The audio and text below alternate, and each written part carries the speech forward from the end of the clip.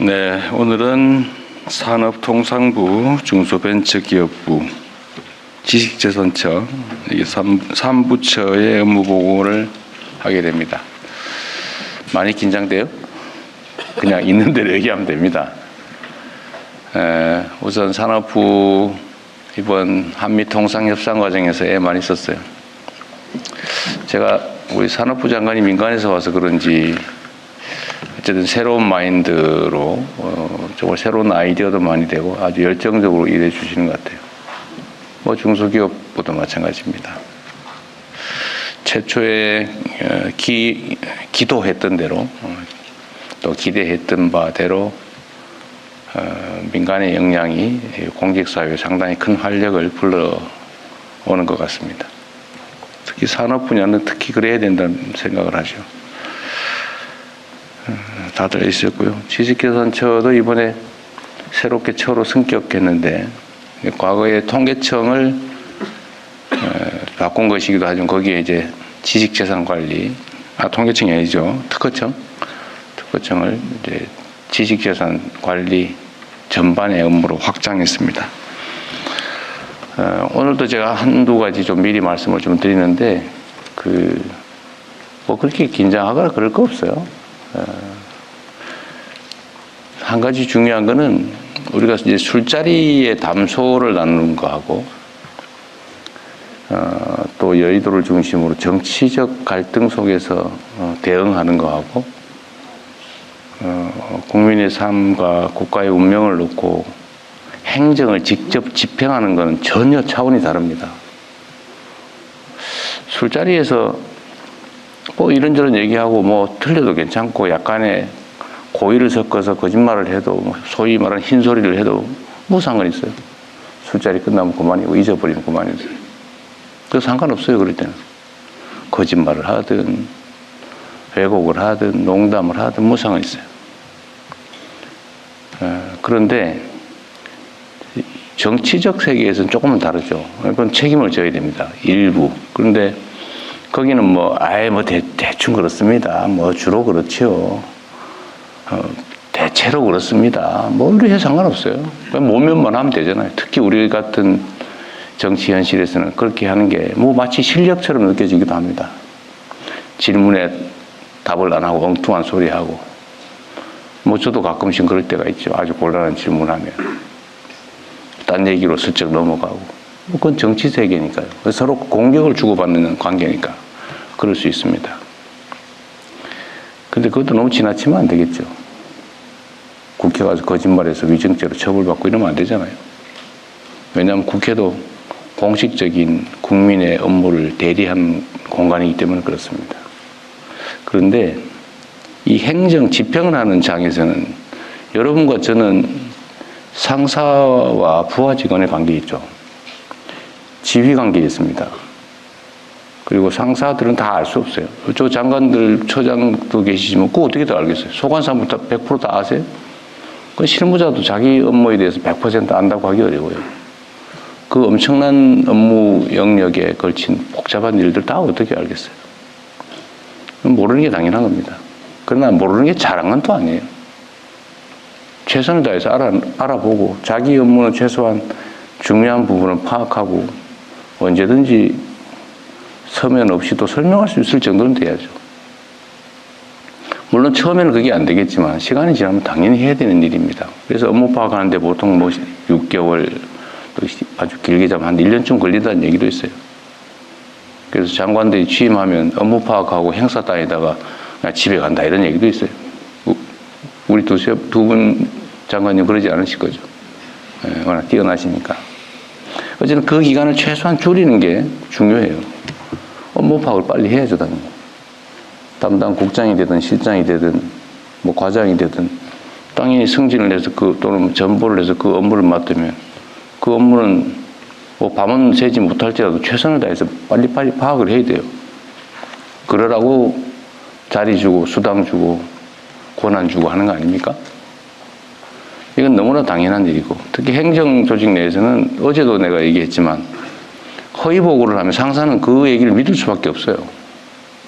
그걸 파악하고 알고 있는 경우는 우연이거나 아주 희귀한 경우죠. 그런데 이게 상사들은 그걸 모르는 경우가 많습니다.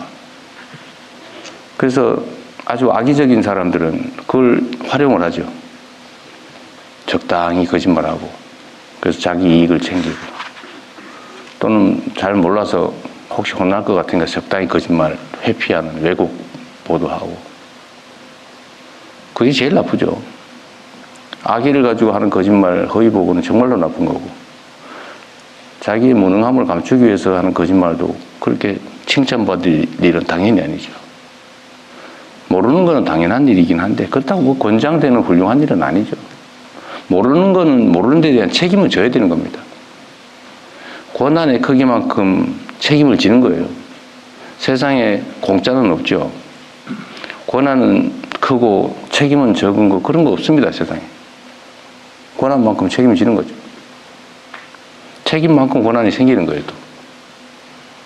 그런데 권한을 행사하면서 자리가 주는 온갖 명예와 혜택은 다 누리면서도 책임은 다하지 않겠다는 그런 태도는 정말 천하의 도둑놈 신부 아닙니까? 그럼 공직자뿐만이 아니라 일반 사회생활을 하는데도 어떤 역할도 맡아서는 안 되는 사람들이에요. 왜 그 자리 차지하고 있습니까? 일하기 싫으면 하지 말지. 돈과 명예를 누리고 싶으면 열심히 나가서 돈 벌어서 일하세요. 공직자들이 그러면 됩니까?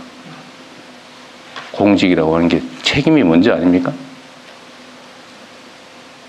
제가 며칠 이렇게 업무 보고를 하다 보니까 제가 미리 얘기하잖아요. 모르는 거 당연하다. 칭찬받을 일은 아니지만 그렇게 비난할 일도 아니다. 문제는 이 상명하복의 지휘체계 속에서 부하는 부하로서의 역할을 잘해야죠. 제대로 보고하고 보고할 거 하고 왜곡하지 말고 허위 보고하지 말고 상사의 판단을 도와줘야죠. 그게 부하의 보좌 책임을 다하는 거 아닙니까? 그래서 행정 영역에서는 허위 보고 절대 하면 안 돼요. 제가 수없이 얘기하지 않습니까? 애매한 표현 하지 말라고. 차라리 모른다고 하세요. 누가 제가 모른다고 야단쳤습니까? 좀 더 공부하고 좀 더 노력해서 보완하면 되죠. 이거 수없이 강조를 해도 가끔씩 이 정치에 너무 물이 많이 들었는지 그런 사람들이 있어요. 행태가 그런 거죠, 행태가. 1분 전에 얘기한 거하고 1분 후에 얘기한 게 달라요. 그러면 됩니까, 사람이? 그리고 이 자리에서 얘기한 거하고 뒤에가 딴 데 가서 또 딴 얘기해요. 그러면 됩니까? 여긴 정치적 논쟁의 자리가 아니에요. 여기는 행정을 집행하는 지휘체계 속에 있는 사람들 간에 서로 보고하고 보완하는 그런 자리입니다. 여기 정치적 논쟁을 하는 자리예요. 제가 정치적 색깔을 가지고 누구를 비난하거나 누구를 불이익을 줬습니까? 유능하면 어느 쪽에서 왔든 상관없이 쓰잖아요.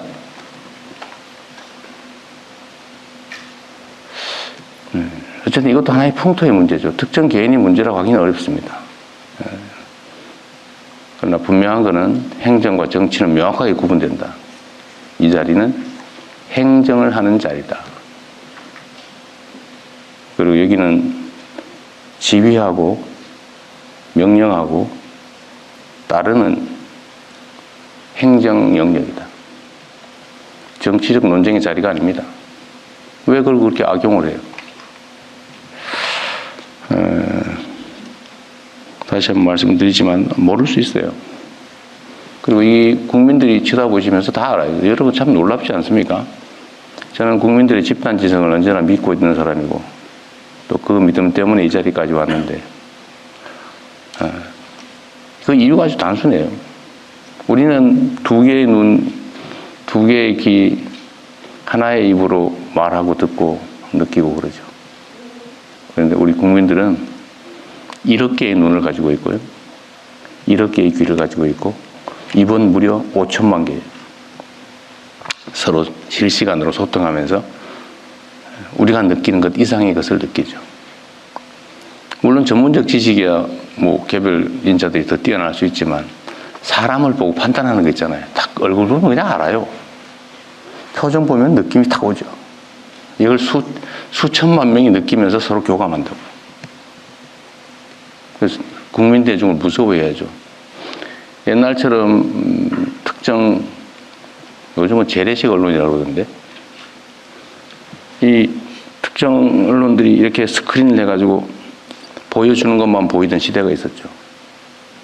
그럴 때는 이 소위 게이트키핑 역할을 하면서 자기들에게 필요한 정보만 전달해주고, 아닌 건 가리고, 필요한 건 살짝 왜곡하고, 이러면 국민들은 그것밖에 못 보니까 많이 휘둘리죠. 근데 지금은 안 그래요. 지금 실시간으로 다 보고 있지 않습니까?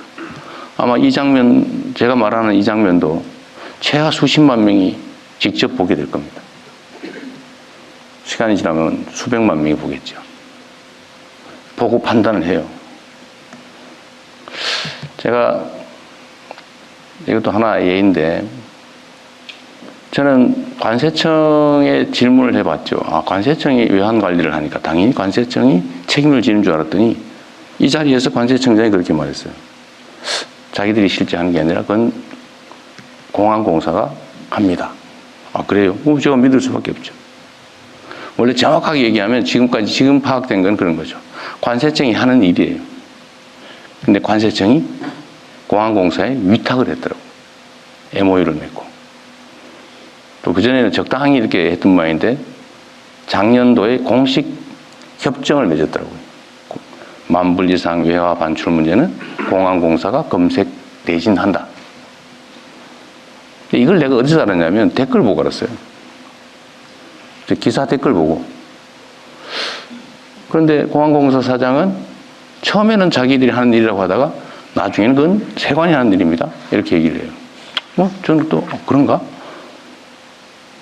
그런데 나중에 아니라고 계속 하는데 결국은 제가 그 기사를 보다가 댓글 앞에 올라온 거예요. 그거 MOU 체결해서 그 세관이 하는 거 세관이 아니라 공항공사 하는 게 맞는데? 라는 댓글이 있더라고요. 대중들은 다 아는 거예요.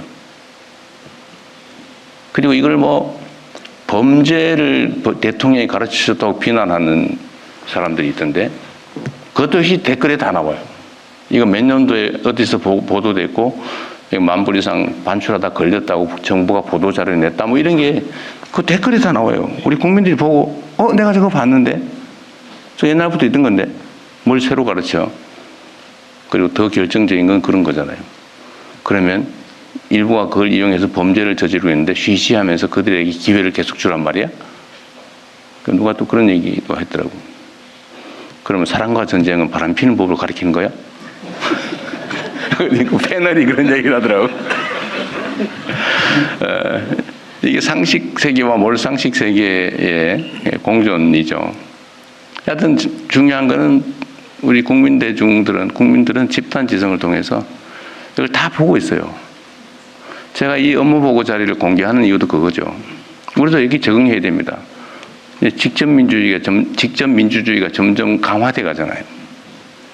아마 전 세계에서 민주주의적 소양이 가장 뛰어난 사람이 저는 대한민국 국민들이라고 생각합니다. 이런 부당하고 아니면 불공정하고 불투명하고 이런 걸 용인하지 못하잖아요. 용서하지 않아요. 그러니까 총칼을 든 계엄군도 순식간에 제압하죠. 국민들의 손으로. 그리고 우리의 일을 대신하는 공직자, 정치인들이 왜 우리의 뜻에 어긋나는 일을 하느냐고 말은 직접 잘 안 하지만 끊임없이 보고 판단하고 그리고 쌓아두고 있어요. 그리고 어느 순간에는 그 권력을 행사하죠. 국민을 우습게 보면 안 됩니다.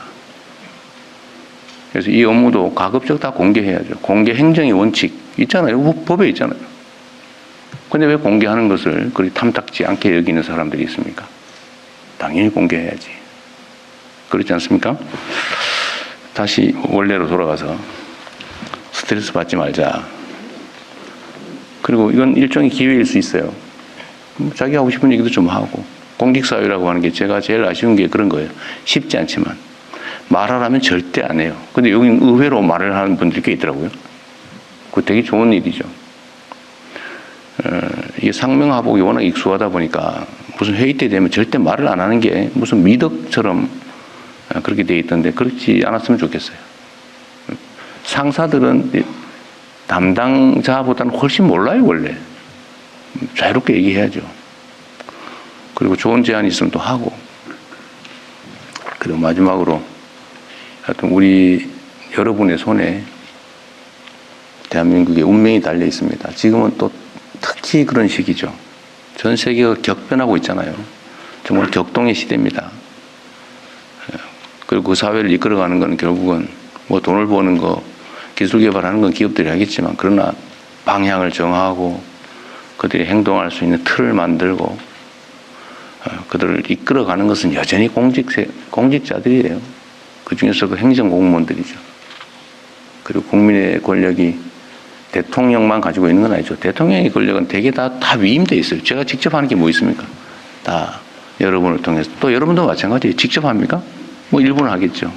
그러나 대부분은 또 과장들한테 또 위임돼 있죠. 과장들은 또 실무자들에게. 온 공무원 100만 명 이상이 국민의 일을 대신하고 있는 거예요. 그리고 거기에 국가의 운명이 달려있다. 여러분들이 얼마나 귀한 존재인지를 스스로 자각할 뿐만 아니라 자긍심을 느끼십시오. 여러분은 거의 어떻게 보면 신의 역할을 하는 사람이기도 해요. 여러분이 어떻게 하냐에 따라서 누군가 죽고 누군가 삽니다. 죽을 사람이 살 수가 있죠.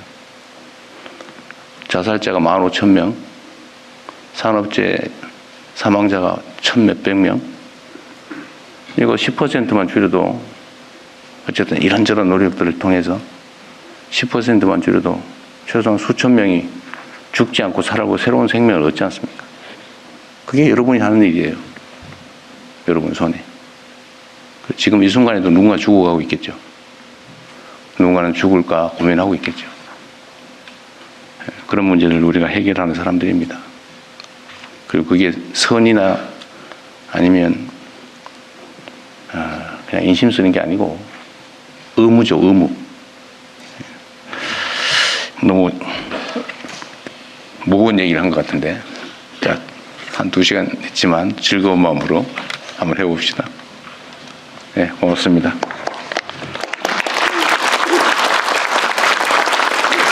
마지막으로 정부 지원 체제의 대전환을 한번 시도해보고자 합니다.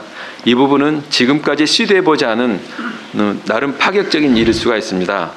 먼저 대부분의 메뉴판식인 정부 사업들을 앞으로는 생태계를 책임지는 수요 앵커 기업들이 직접 프로젝트를 설계하고 협력 기업들의 R&D를 지원, 그 제품을 수요하는 책임지는 형태로 정책을 바꿔보겠습니다. 이로 인한 이익도 그 생태계에 참여하는 참여자가 모두 공유하는 형태로 설계하여 우리나라의 산업 생태계가 구축되도록 해보겠습니다. 정부는 그 생태계 구축에 맞게끔 지원책들을 통합 제공하겠습니다. 둘째, 기업 정책도 산업부와 중기부가 협력하여 성장의 관점에서 중소기업은 중견기업으로, 중견기업은 대기업으로 재도약할 수 있도록 설계해 보겠습니다. 세 번째는 마지막으로 지금까지 관리의 사각지대에 있었던 기업들의 해외 투자를 산업 전략의 관점에서 모니터링하고 관리해 나가고자 합니다. 그동안은 기업들의 해외 투자는 기업의 자율적인 영역이었으나 최근에서는 이와 같은 해외 투자가 국내 산업과 경제에도 매우 큰 영향을 주고 있습니다. 이 과정에서 특히 비용 절감형 해외 투자 프로젝트는 사전에 지방정부의 IR 기회를 제공하여 지역 투자로의 전환을 유도해 보겠습니다. 세 가지 과제가 그동안의 정부 지원 체계와 정책과는 맞지 않는 측면이 있으나 그동안의 우리의 변화된 여건을 고려할 때 검토가 필요하다고 생각합니다. 여러 부처가 연관되어 있습니다. 긴밀히 소통하여 산업의 생태계 구축, 기업들의 성장, 해외 투자의 성과를 만들어 보겠습니다. 이순신 장군께서는 두려움은 마음에서 나오고 용기는 행동에서 나온다고 하셨습니다. 글로벌 산업과 통상 현장에서 벌어지는 상황을 보면 저절로 두려운 마음마저 듭니다.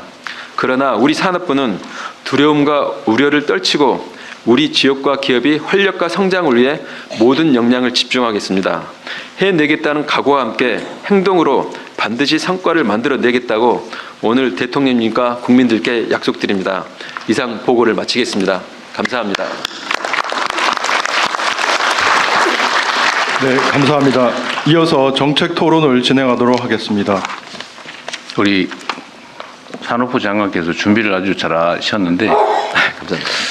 저게 이제 그냥 행사 기획 정도 수준이 아니라 원래 평소에 사고의 결과인 것 같아서 참으로 대단하다는 생각이 듭니다.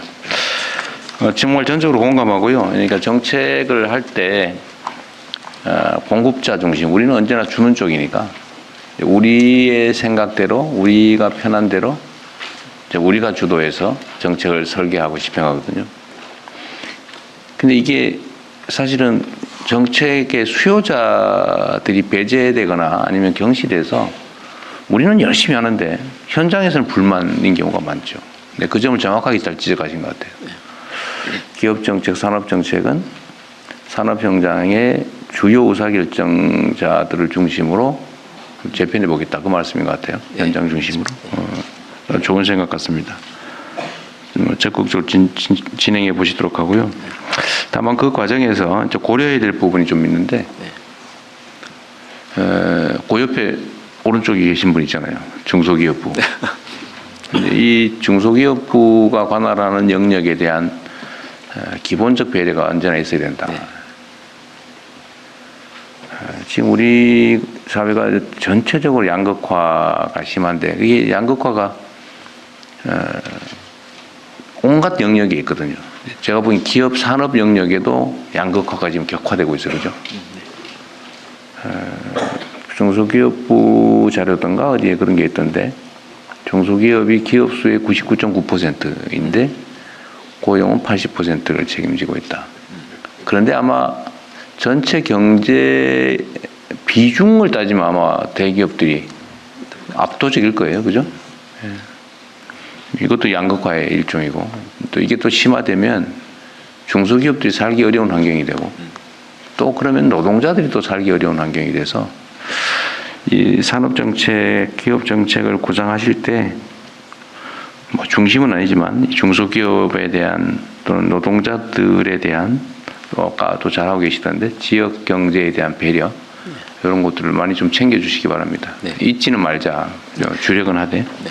그렇게 하겠습니다. 지금 그렇지 않아도 우리 한 장관님하고는 저희가 한 달에 한 번씩 계속 만나가지고 저희 정책과 개인적으로 만나는 건 아니죠?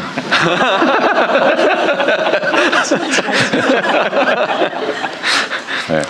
그래서 저희들이 같이 마침 이렇게 기업에서 와서 서로 이렇게 공감하는 부분들이 많이 있습니다. 그럴 것 그래서 같아요. 그런 부분들을 서로 연결을 해서 일단 생태계 구성이라는 게 우리 중소기업들이 탄탄하게 구성이 되어야 우리 앵커 기업들 같이 갈 수 있고 서로 상생을 할 수 있기 때문에 그렇게 하도록 해 나가겠습니다.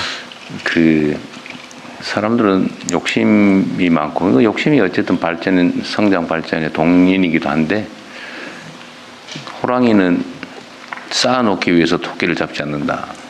근데 사람들은 재미로 토끼를 잡기도 하죠. 기업 산업 영역에도 이 예를 들면 풀밭, 메뚜기, 뭐 토끼 이런 거 다 있어야 되잖아요, 그죠? 거기 물론 호랑이도 있지만, 근데 다 잡아먹으면 나중에 호랑이도 죽는다. 네. 이게 생태계의 개념인데. 네. 어쨌든 경쟁에 집중하다 보면 이걸 가끔씩은 경시하거나 잊어버릴 경우가 있어요. 근데 그 점을 조정하는 게 정부 역할이죠. 개별 기업들이 그런 것까지 하긴 쉽지 않아요. 네, 맞습니다. 자기 존재를 유지하기도 쉽지 않은데 뭐. 그러니까 그거는 우리가 규칙을 만들고 집행하고 제어하고 통제하고 조정하고 부양하고 뭐 이런 건 우리의 역할이니까. 네, 각별히 좀 신경 써주시기 바랍니다. 공생과 동반 성장에 관한 이야기. 그래서 여기 하나 누가 또 역시 이거 좀 지적해 달라고 부탁한 건데 정운찬 전 총리께서 이렇게 부탁을 했다고 그래요. 이거 한번 물어봐라. 그게 뭐냐면 이 정운찬 전 총리께서 동반 성장에 관심이 많고 지금도 아마 그 활동을 하시는 것 같아요. 그러면서 다수 공공기관, 뭐 국세청, 국민건강보험공단, 우정사업본부, 한전 이런 데가 중소기업자들이 경쟁을 하고 있는 제품, 소위 말하면 중소기업 고유업종, 옛날로 치면 그것 중에 하나인 우편 발송 서비스, 소위 DM 발송 업무를 중소기업 고유업종으로 보호하자고 했는데 설비로 갖춰서 자기들이 다 직접 하고 있대요. 이게 내가 뭐 규정 위반하는 것 같아. 자기 사업이니까. 심지어 일부 공공기관들은 한전하고 우정사본부 쪽이 그런다고 하던데 아마 비용을 아끼기 위해서 그런 것 같긴 해요. 산하공기관의 일감 몰아주기 형태로 중소기업자 간 경쟁 제품을 직접 운영하고 있다. 그래서 중소기업들이 일종의 자기들 영역인데 일거리를 뺏기고 있다. 라는 게 있으니까 중소벤처기업부에 한번 얘기해 달라 그러는데 이게 중소벤처기업부이기보다는 대기업. 물론 이게 공공기관들이라 좀 그러긴 한데. 그래서 산업부 쪽에 혹시 이런 게 있나. 이제 그 우려를 전하면서 한번 물어봐 달라. 문제 제기를 해달라 그 얘기였어요. 지금 당장 답할 일은 아니고 어쨌든 이런 얘기도 있다. 참고하시기 바랍니다. 그리고 30% 가짜 일 줄이기 이거 정말 재밌는 아이템 같아요. 네네. 제가 그 회사에 있을 때 가짜 노동이라는 책이 있었습니다. 이게 무슨 책이었냐면 고객의 가치를 하고 연관이 없는 일들. 예를 들면 각 회사에서도 상사 눈치 보기 같은 거 있지 않습니까? 저희 공직에 와서부터 보니까 예를 들면 제가 퇴근을 안 하면 퇴근 안 하죠. 네, 줄줄이 이제 퇴근을 안 하는데 그 회사에 있을 때 그런 이야기를 한 적이 있습니다. 제가 퇴근을 안 하고 있으니까 밑에 퇴근 안 하는데 그러면서 오늘 누구 때문에 야근한다고 집에 전화를 하는 겁니다. 김정관 때문에 그런다고. 네. 그거 보니까 되게 국민들이 그런 걸 알면 어떨까 하는 그런 마음이 들었습니다. 본인들이 세금 내서 이렇게 공직자들 월급 보수를 주는데 아니 상관이 퇴근을 안 하고 있으니까 퇴근을 안 하고 그걸 야근이라고 하고 있다고 하는 그런 문화. 그리고 또 하나는 이제 저희 보고서 작성을 하다 보면은 정말 많은 것들이 너무 불필요한 보고서들이 작성이 많이 됩니다. 간단하게 텔레그램을 통해서 할 수 있는 일들도 국민들의 준 노트북을 쓰고 전기를 쓰고 종이를 써가지고 굳이 그걸 종이로 만들어서 보고를 하는 경우도 저희들이 보고 이걸 왜 종이로 만들어서 보고를 하냐 그냥 텔레그램이나 전화를 하면 될 것들이 있고 또 하나는 대통령님께서도 보여주기식 행사 이런 거 하지 말라고 하셨었는데 와서 보니까 저희들 업종이 많고 하다 보니까 정말 행사가 이게 상상을 초월할 수 있는 그러죠. 없을 정도로 행사가 많습니다. 그 행사가 있으면은 또 꼭 이게 장관 뭐 이렇게 초청을 하거든요. 그래서 제가 한 게 그런 행사는 앞으로 안 가겠다고 했는데 저희 생각하기에는 그것도 다 국민들의 세금을 이용해서 만드는 건데 행사 자체를 안 만들어야 정상인 것 같습니다. 안 만들고 해야 공직자들이 일할 수 있는 시간도 나오고 할 수 있는데 저희들이 내년에 지역 성장과 MX하고 이걸 하려면은 새로운 일들을 해 나가야 되는데 기존에 하고 있던 일들을 줄이지 않고서는 할 수가 없다는 생각입니다. 네, 맞습니다. 그래서 저희가 지난달 말에 한번 직원들하고 한번 대통령님께서 자주 하신 타운홀 미팅을 한번 직원들하고 한번 했었습니다. 그때 했더니 직원들이 아니나 다를까 새 장관이 오셔가지고 하고 싶은 게 많은데 기존 일도 많은데 사람을 늘려줄 거냐 야근을 더 하라는 거냐 주말에 출근을 하라는 거냐 뭐 이런 뭐 이야기도 나오고 뭐 이런 것들이 있었는데 제가 생각하는 방법은 기존에 하고 있던 일 중에서 우선은 이런 일들은 국민들이 보기에 국민들의 세금을 내 돈을 내고 하는데 공직자들이 이런 걸 하고 있어 알면은 안 되는 일들은 일단 줄여나가자는 그 생각을 했고 그래서 TF를 하나 구성을 해서 저희들이 그래? 한번 내년 1, 4분기 하고 다시 한번 타운홀 미팅을 하기로 했습니다. 그래서 지금 TF를 통해서 우리 부에서 본인들이 보기에 국민과 국가 발전에 도움이 안 된 일들을 리스트를 만들어 가지고 TF를 통해서 작성을 하고 그걸 우리 전체적으로 이런 건 하지 말자. 그걸 서로 일종의 협약을 할 예정입니다. 그걸 통해서 새로운 일을 할 수 있는 시간을 만들어 보자는 취지입니다. 네, 좋은 생각인데 이거 저기서 산업부가 해가지고 결과 나올 때까지 기다리지 말고 다른 부처들도 바로 이제 동시에 진행을 좀 하라고 하시죠. 네. 좀 모범적으로 잘 만들어 보시고요. 네. 하여튼 그 말씀이 진짜로 맞습니다. 여기 우리 그 공무원분들 직업 공무원들 많으신데 원래 미군 상사가 오면 하는 방법들이 그거라면서요. 행사 많이 만들어 이걸 꼭 하셔야 됩니다. 아니라 막 뺑뺑 몇 번 돌리고 그러면 업무 파악하는데 6개월, 행사 가는데 6개월 그래가지고 1년 지나고 퇴임할 때쯤 되면 아무것도 한 게 없다고. 네. 맞아요? 아니겠죠. 근데 옛날에 그런 얘기 있었다고 합니다. 이제 호랑이 담배 먹던 시절에. 맞죠. 전에는 그 관공서에 가면 그런 게 있었잖아요. 이렇게 상사가 퇴근했나 안 했나 알려주는 친절한 서비스 있었죠. 이렇게 해가지고 퇴근 불 꺼지면 나간 거고 불 켜져 있으면 있는 거고 그럼 그때까지 기다리는 거죠. 요즘 그거 없죠? 상사가 퇴근했나 안 했나 이렇게 알려주는 그거 다 철거했어요? 언제 철거했어요? 오래된 모양이죠. 하여튼 그러고 있는 게 공직사회인데 그 유물이 여전히 남아있죠. 흔적들이. 정말로 좋은 생각이신 것 같습니다. 역시 민간에서 모셔온 보람이 있습니다. 자, 아주 좋은 일이시고요. 이것도 보니까 산업통상부 업무도 보니까 너무 많아가지고 이거 뭐 그냥 몇 가지만 제가 한번 체크해 보겠습니다.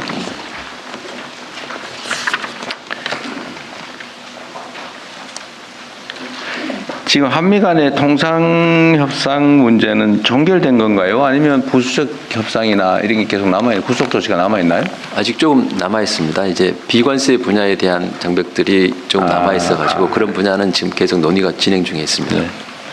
잘 챙겨주시고요. 예.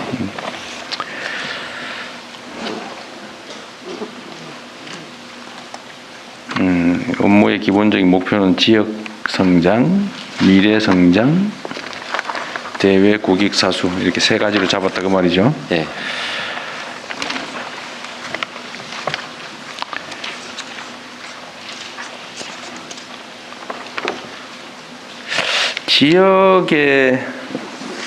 지역 성장 발전을 위해서 뭐 해야 될 일이 여러 가지 있긴 한데 제일 핵심적인 건 역시 이제 첫 번째는 수도권 규제 완화가 쉽지가 않으니까 지방 먼 지역은 규제 완화 또 철폐가 매우 용이한 측면이 있죠. 네, 저희들 생각에 특히 이제 대기업들한테는 전국적으로 하는 규제보다는 그 특정 지역에 한해서 들어갈 수 있도록 유치하는 전략으로서는 네. 규제 하나, 지역 맞춤형 규제 하나가 굉장히 중요하다는 생각을 합니다. 네. 해당 지역 주민들 동의도 받고. 네.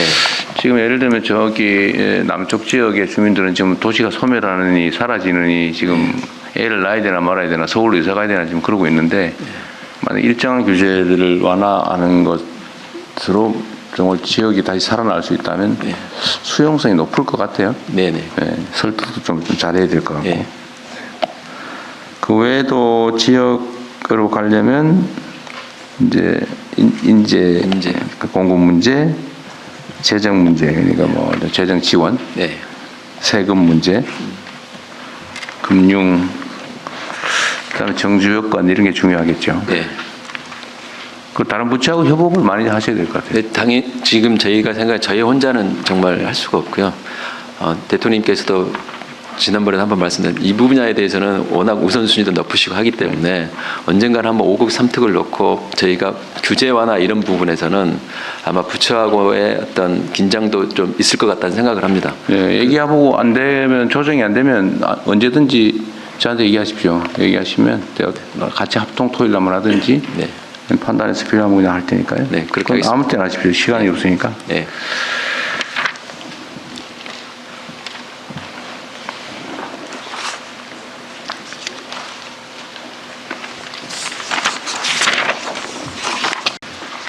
산하기관들 얘기 좀 해볼까요? 강원랜드 오셨어요?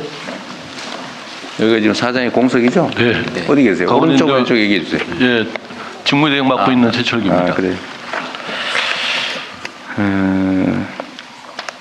강원랜드가 원래 태백시의 탄광이 이제 사라지면서 소위 폐광 지역 지원을 위해서 내국인이 출입하는 정확히 말씀드리면은 도박 시설을 허용하게 된 거죠. 예, 그렇습니다. 그 수혜 대상 지역이 태백, 정선, 영월, 삼척뿐만 아니라 문경, 보령, 전라도 화순에 이르기까지 7개 시도가 수혜 대상입니다. 탄광지 수익의 일부를 그쪽이 지원하는가 보죠? 예, 그렇습니다. 예.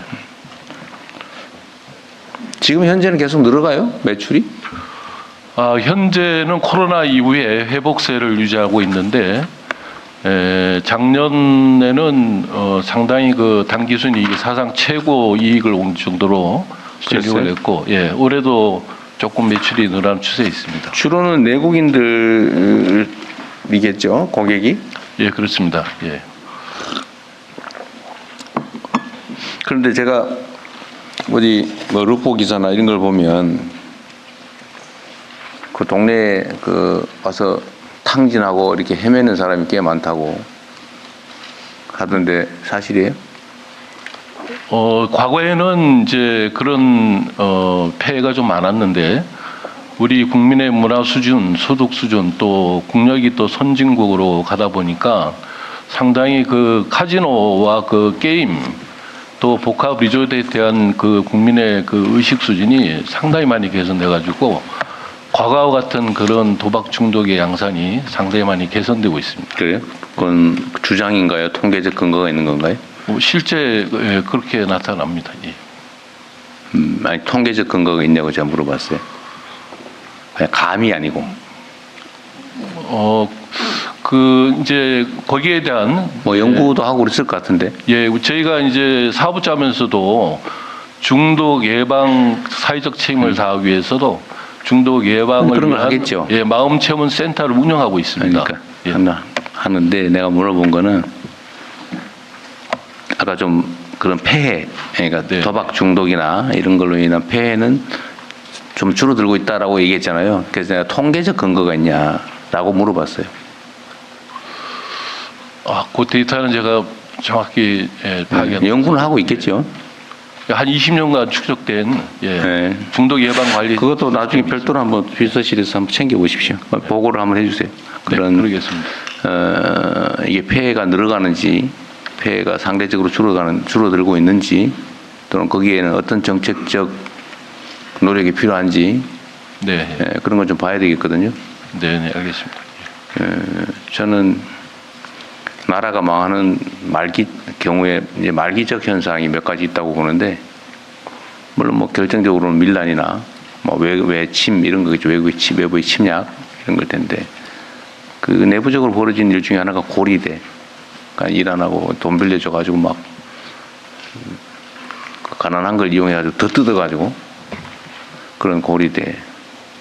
또는 뭐 아유 뭐 어떻게 잘 되겠지 뭐 이래가지고 하는 도박 이런 게 저는 말기적 현상의 일부라고 생각하는데, 물론 스포츠로서의 레저로서의 또 필요성도 있을 것 같긴 해요. 네, 그러나 이게 어느 측면이 크냐라는 것도 문제이긴 하니까 한번 점검해 보겠습니다. 네. 여기 37페이지 자료에 이런 게 있네요. 글로벌 복합 리조트 K 히트 네, 그렇습니다. 프로젝트를 하려고 한다. 어디에 하려고 그러세요? 어디에?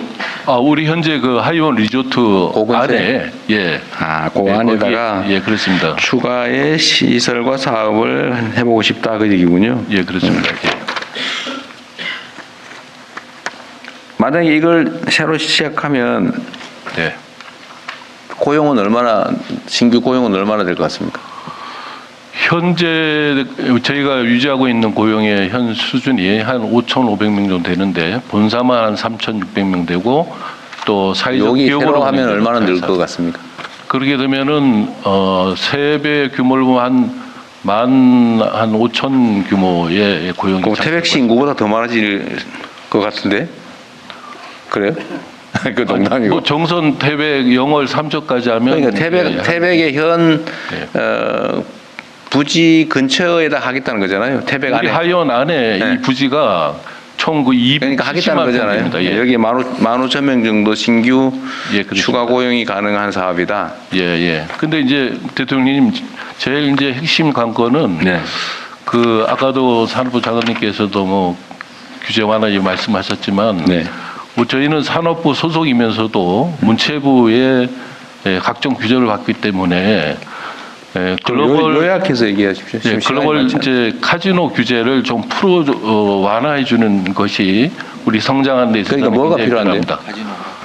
카지노의 면적, 또 카지노 베팅 한도, 지금 그리고 출입 일수 이런 것들이 또 이 규제가 상당히 복잡하게 네, 그거는 되거든요. 약간 딴 얘기 같고, 그거는 뭐 판단을 좀 해보고, 요 추가 조성 사업의 장애 요인이 뭐예요? 2천억 이상은 기재부의 통제를 받기 기재부의 때문에, 심사를 예. 받아야 되고, 또, 예. 또 뭐가 문제입니까? 그리고 좀 전에 말씀드린 이제 카지노 규제 완화가 선결 조건으로 아, 그거 안 하면 사업성이 없어요? 그런 규제 완화를 안 하면 사업성이 없어요? 사업성이 높지 않다고 봅니다. 예, 저희들이 분석했을 그 때. 위험한 사업이네. 근데 했다가 망하는 수가 예. 있으면 안 되잖아요. 근데 이 현재- 카지노를 성장 규제를 풀면요, 그거는 충분히 이제 그럴까? 경제성이 나오기 때문에 잘 연구해 보십시오. 예. 영업 시간도 풀고 베팅 한도도 30만 원에서 100만 원을 해주고 출입 일수도 연간 180일에서 이건 제한하지 마라. 아니면 시간 총량제로 바꾸자. 고 하면 이 새로운 사업을 해도 분명히 사업성이 있다는 게 본인 생각이신가 보네요. 아니 이건 이제 연구 결과로서 제가 네, 지시드립니다. 알겠습니다. 예. 그래서 뭐 관련 부서에서 일단 검토를 좀 해보고 영 부당하게 결론이 난다 싶으면 전 대통령실로 얘기하십시오. 예, 감사합니다. 비합리적이다, 말이 안 된다, 뭐 이런 생각이 들면 그건 어디나 마찬가지입니다. 한국가스공사는 뭐 어디 계세요? 저 여기 있습니다. 네, 그래요. 안녕하세요. 사장님이신가요? 네, 최연애 사장님. 그러시구나. 가스공사는 뭐 제가 특별히 뭐 물어볼 게 없네요. 잘하고 계신가 보네. 석유공사, 이게 그 유명한 석유공사입니까? 어디 계세요? 어디? 석유공사 직무대행 최문규입니다. 여기 있습니다. 아, 맞아요. 여기 잠깐 그만두셨죠. 현재 그 석유공사도 매년 회계 정산을 할 거 아닙니까? 공사니까. 예, 결산을 하고 있습니다. 네, 결산하죠. 그 흑자 적자 규모는 저희가 작년 같은 경우에는 영업이익이 한 1조 2,700억 났고 당기순이익이 915억 났습니다. 작년에는 그리고 이익이었다. 예, 그리고 최근 3년간은 다 흑자가 났습니다. 올해는요? 올해는 되게 어려울 것 같습니다. 대기 얼마나? 영업이익은 계획대로 날 것 같은데 1조 얼마 정도? 한 1조 가까이 날 것 같은데 당기순이익은 적자가 많이 날 것 같습니다. 영업이익은 비슷한데 당기순이익이 많이 줄어들었다. 비용은 거의 비슷할 것 같은데 왜 당기순이익이 그렇게 줄었을까요? 영업이익도 좀 줄고요. 실제로 결정적인 요인은 석유공사는 그 해외에서 네. 원유를 생산해서 가공하지 않고 원유 상태로 팝니다. 그러다 보니까 국제유가가 작년에는 평균 79.5불, 그래서 거의 80불에 가까웠는데 네. 올해는 68불 정도입니다. 그러다 보니까 11.1불 정도가 떨어진 상태입니다. 그러다 보니까 이제 그러면 이제 거기서 손실이 얼마나 났는데? 아직은 이제 결산을 안 했기 때문에 아니, 지금 대충 짐작으로 얘기하는 거잖아요, 지금 다. 한 5천억 이상 날 것 같습니다. 그래요? 좀 이상한데? 그리고 저희가 영업 외 쪽에서 왜 그러냐면은 저희가 기존에 한 12, 13년 전에 MB 때 해외 유전 개발을 크게 했습니다.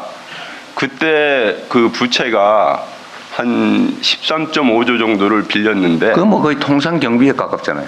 근데 그게 매년 이자가 저희가 한 5,600억, 그러니까 올해 같은 경우는 한 6,300억 정도 이자가? 예. 그것 때문에 이자만 그렇습니다. 그것 때문에 올해 적자가 난다. 그러니까 영업이익이 나도 이자에서 한 6천억 정도를 그러니까. 부담을 하고 세금을 또 한 3, 4천억 냅니다.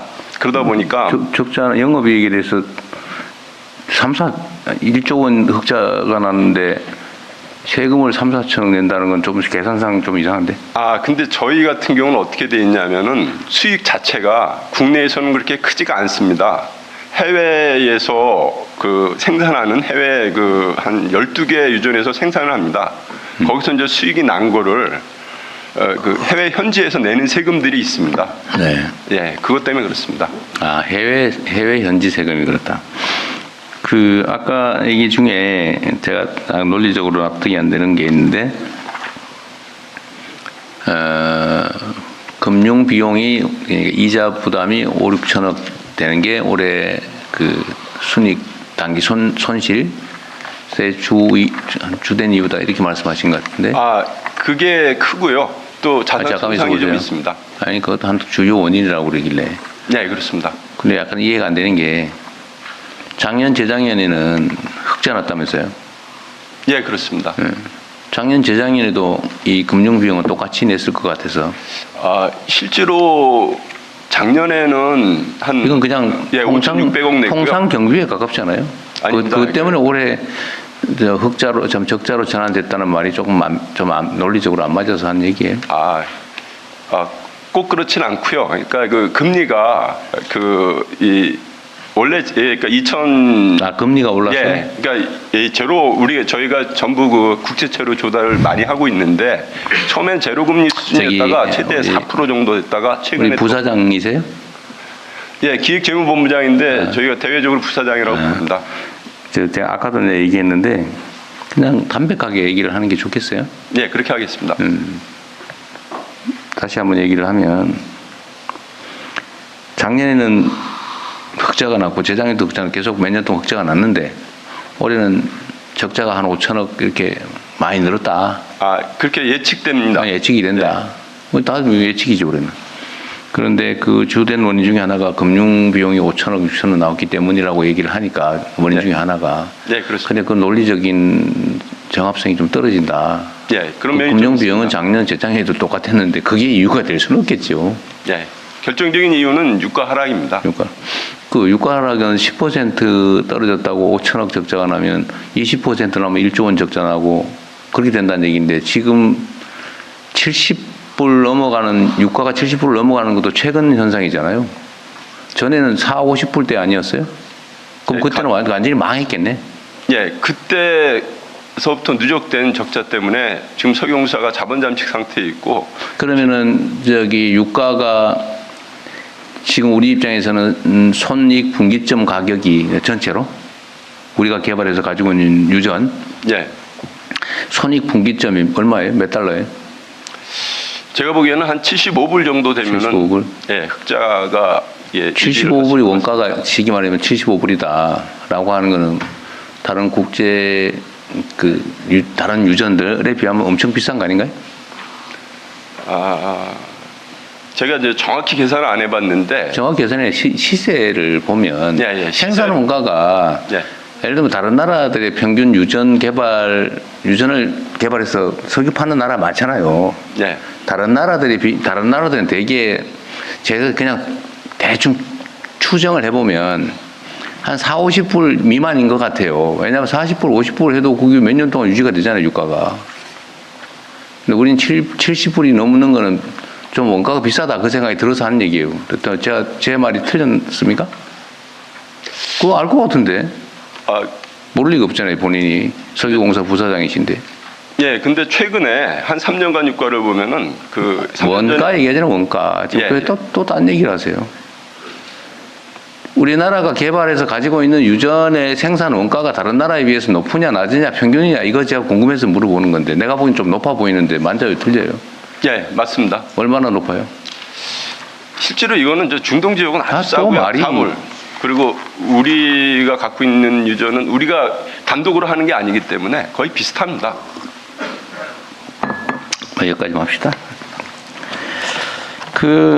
동해 유전 개발하는 거 있잖아요. 그거 좀 얘기하기 좀 불편할 것 같긴 한데 거기도 그래도 다 추산하는 건데 생산 원가 이런 거를 계산해 봤을 것 같아요. 네. 난다고 치고 계산을 했을 때 배럴당 생산 원가가 얼마쯤 될 걸로 추산됐습니까? 물론 매장량에 따라 좀 다를 수는 있겠죠. 네, 그렇습니다. 근데 그래도 계산해 봤을 것 같아요. 네, 계산도 해봤고 정확한 지금 수치는 안 갖고 있는데 그 전에 네. 동해 완 가스전을 저희가 18년간 운영해 본 게 있지 않습니까? 그러다 보니까 그쪽에는 그 총 투자비가 한 1조 2천억 정도 들어갔는데 그냥 결론만 얘기해 네. 보세요. 그게 해외에서 수입하는 그 가스보다는 상당히 저렴하게 돼 있습니다. 가스 얘기하지 말고 지금 내가 얘기하는 거는 다른 사례 얘기, 뚱뚱한 얘기를 또 하세요. 개발하려고 했던 무슨 거북등인가 무슨 상어등인가 뭐 있었잖아요. 이거 뭐였죠? 네, 대왕거래. 아, 대왕고래. 미안합니다. 거북이 상어가 아니고 고래였어요. 근데 그 고래 그 지역에 추산을 해봤을 텐데 거기는 정상적으로 석유가 또는 가스가 낮다고 하면 생산 원가가 얼마 정도였을까? 지금 7, 80달러는 사실 우리는 되게 높은 거잖아요. 그렇게 7, 80달러 돼가지고는 제가 보기엔 별로 재산성이 없어요. 다른 국제 유가에 비교하면. 그죠? 네, 그렇게는 안 들어갈 겁니다. 그러니까 그때 당시 추산해 봤냐고 내가 묻잖아요. 아, 근데 그런 계산은 안 해봤어요? 예, 발견되고 규모나 그 개발비가 아니, 그러니까 확정돼야 예를 들어 매장량을 추산을 하면 이거는 생산비가 얼마쯤 들고 국제유가가 얼마 정도니까 이거는 개발할 가치가 있어. 아니면 이거는 매장량이 얼마 정도 추산이 되는데 생산 원가가 한 7, 80불 돼. 그러면 다른 국제유가에 비교하면 별로 가치가 없어. 아니면 거기에다가 안보적 측면, 에너지 안보 측면에서 이건 뭐 가중치를 두면 사업성이 있어. 이런 걸 계산 당연히 했을 것 같아서 물어보는 거예요. 예, 근데 변수가 많아서 그런 그 계산이 기억이 의미가 크게 없을 것 같습니다. 왜냐하면 그 사업성이 별로 없을 것 같아요. 아니, 그러니까 변수가 많기 때문에 그럼 계산 안 해봤다는 얘기예요? 예, 제가 변수가 많으면 안 해야 되는 거 아니에요? 그리고 변수가 많아가지고 될지 안 될지 사업성이 있는지 없는지 개발 가치가 있는지 없는지도 모르는 걸 가지고 수천억을 투입할 생각이었어요? 근데 유전 개발이라는 것 자체가 성공을 하면은 20배, 30배 이렇게 나오기 때문에 그러니까 가능성을 잘 봐야 되겠죠. 예, 그렇습니다. 비용도 투자해봐야 되고 나름 그걸 계산하는 방식이 있을 것 같아서 하는 얘기예요. 아무데나 막 팝니까 그런다고 해서? 예, 발견돼서 탐사 광구나 개발 광구나 이런 것들은 정확히 계산을 합니다. 그 정확히 계산한 결과를 내가 묻잖아요, 제가 지금. 근데 거기는 지금 탐사 광구이기 때문에 데이터가 추산도 안 해봤어요?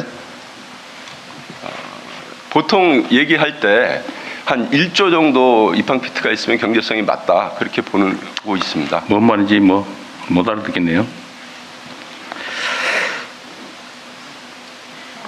지금 현재 자본 잠식 상태예요? 예, 현재 자본 잠식 상태입니다. 자산이 20조인데 부채가 21조다. 예, 그렇습니다. 앞으로 자본 잠식 상태를 벗어날 수 있는 실현 가능한 방안은 뭔가요?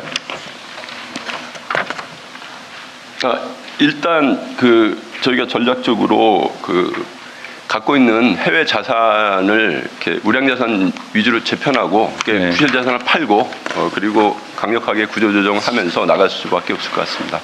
판다고 자산 상태가 개선될 것 같지는 않은데요. 불량 자산을 판다고 개선되지는 않잖아요. 그거 어차피 평가되어 있는 건데. 예, 그리고 이제 석유공사가 현재 지금 비축 자산을 많이 갖고 있는데 그걸 활용을 해서 지금 자본 잠식 상태가 한 1조 3천억 정도 돼 있는데 이게 매년 한 4, 5천억씩 하면은 한 3년 안에 벗어날 수도 있을 것 같습니다. 이익을 낸다면은. 근데 그게 생각처럼 쉽지가 않잖아요. 예? 그게 생각처럼 쉽지가 않잖아요. 그렇게 쉬우면 그렇게 지금까지 됐겠습니까? 예, 그래서 최근 3년간 정도는 이익을 났기 때문에 이 정도 추세로 가면은 될 것 같은데 앞으로 이게 유가가 계속 떨어질 것 같아서 상당히 전망이 좋지는 않습니다. 유가가 떨어지면 석유공사는 걱정이군요. 예, 저희 매출액이 생산량 대비 그냥 국제 유가를 곱해서 바로 나옵니다. 한 3조 5천억 정도 나옵니다, 매출액이.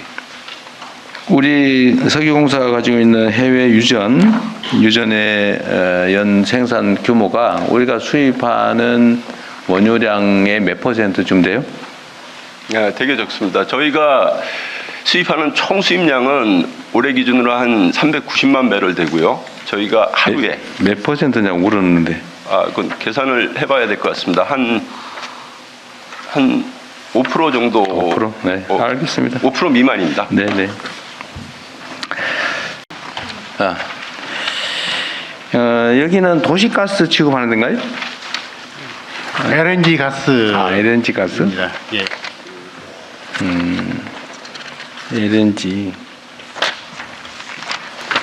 저기 도시가스 그 배관 그러니까 그 인입 시설 뭐 네. 배관 시설 담당하는 공사가 있을 것 같은데 거기 어딘가요? 그 도시가스 배관 시설에 대해서는 도시가스 공사에서 회사가요? 저희는 저기 LNG 가스 아니 배관 내 말은 지금 본인한테 물어본 거 아닙니다. 네네네. 도시가스 저기 배관 담당하는 그 공공기관은 없나요? 대통령님, 가스공사가 도입 판매를 책임지고요. 그것의 배관을 까는 것까지는 가스공사가 하고 그 가스공사. 배관에 대한 관리나 관련된 것을 가스기술공사가 하고요. 그걸 다시 수요자들한테 가는 것은 도시가스 사업자 민간 기업들이 합니다. 민간회사가 하고 가스 공급 사업은 그 가스 소매 판매 그렇습니다. 그거는 민간회사가 하고 그렇습니다. 제가 궁금한 건 그 도시 가스 배관을 까는 거 있잖아요. 예.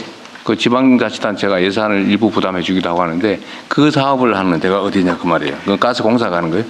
그 수요자하고 전체의 배관망에서 수요자한테 가는 그 가장 마지막 지선 부분은 도시가스 사업자 민간 기업들이 한다는 민간 말씀. 기업들이 합니까? 네, 알겠습니다.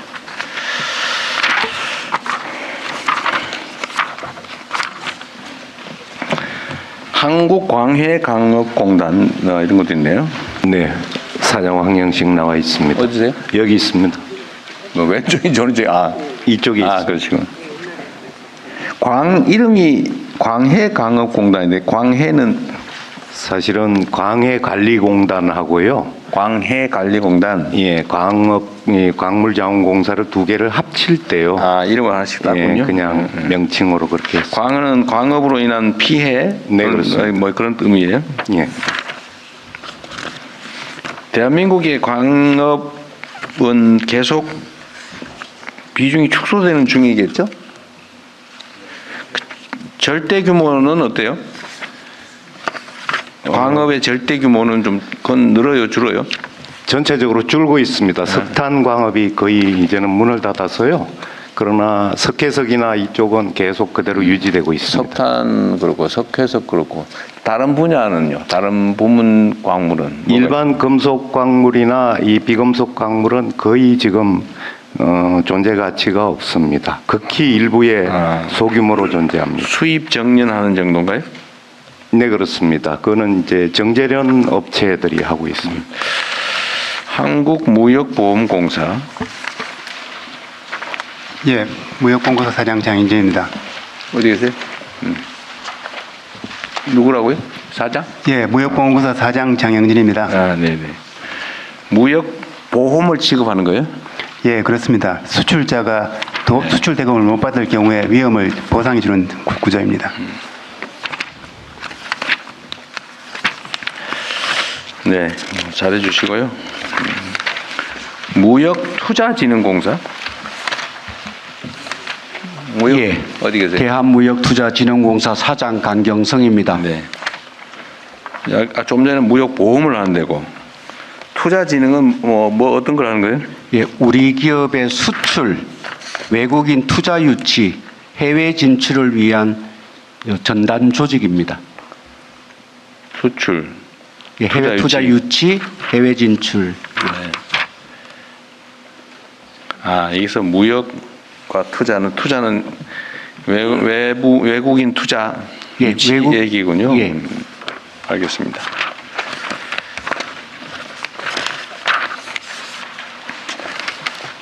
가스안전공사는 안전 관리하는 곳일 테고.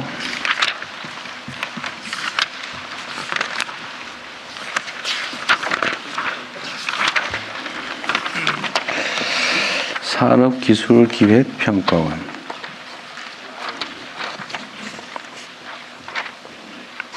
여긴 지금 소재가 어디예요, 혹시?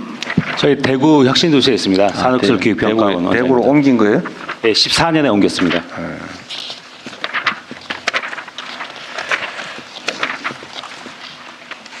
여기는 기술기획평가?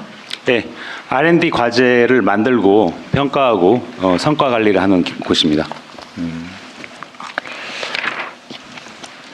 산업기술진흥원 여기는 어디 있어요?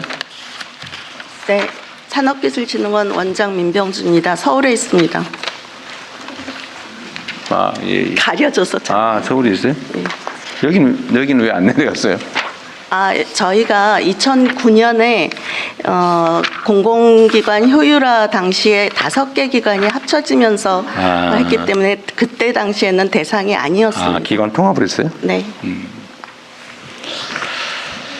네, 한국산업단지공단. 이건 산업단지 관리하는 곳인가요? 네, 맞습니다. 국가산단 관리하는 건가요? 마이크 없어요? 국가산단 위주로 관리를 하고 있습니다. 국가산단 위주로? 네. 국가산단 아닌 건 또 관리한다는 거예요? 네네, 일부 관리하고 있습니다. 어떤 거? 일반 산단, 농공산단, 도시첨단 등 관리하고 있습니다. 일반 산단도 일부? 네.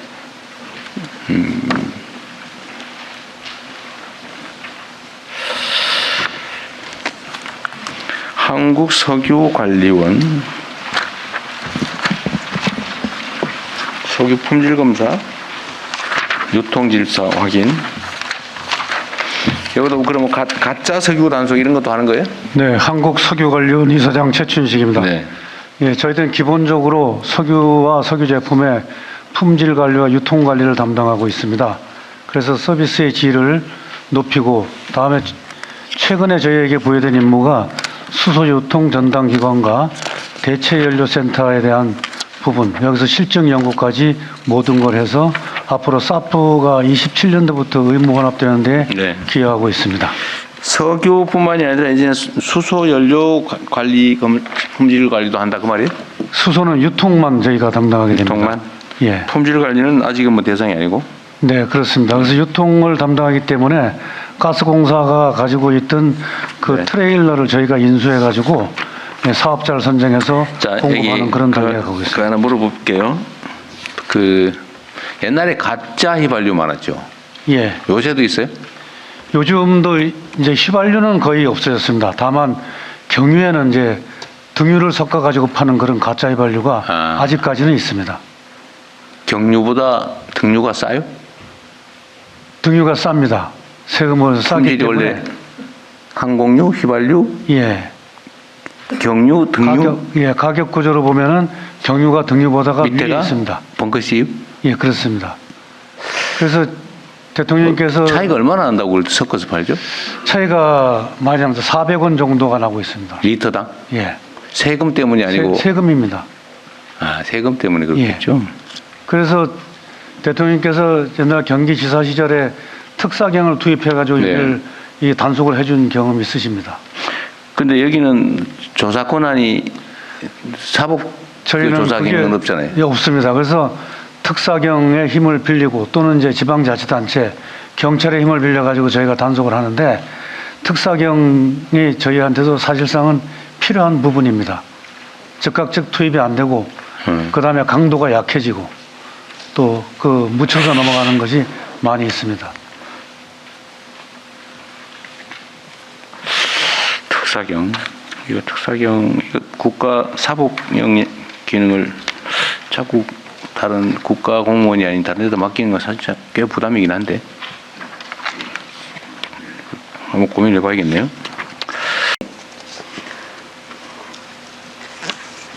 네, 지금 말씀드리고요. 마지막으로는 중기부 일하면서 제가 소상공인에게는 소비 전략을 통해서 돈이 돌게 하고 그리고 중소기업에게는 결제대금을 좀 빠르게 지급할 수 있는 방안들을 집중 연구해서 돈이 들게 하고 그리고 벤처기업에게는 모험 투자와 정부의 첫 번째 구매를 통해서 돈이 돌게 하는데 집중하도록 하겠습니다. 네, 이상 업무보고 마치겠습니다.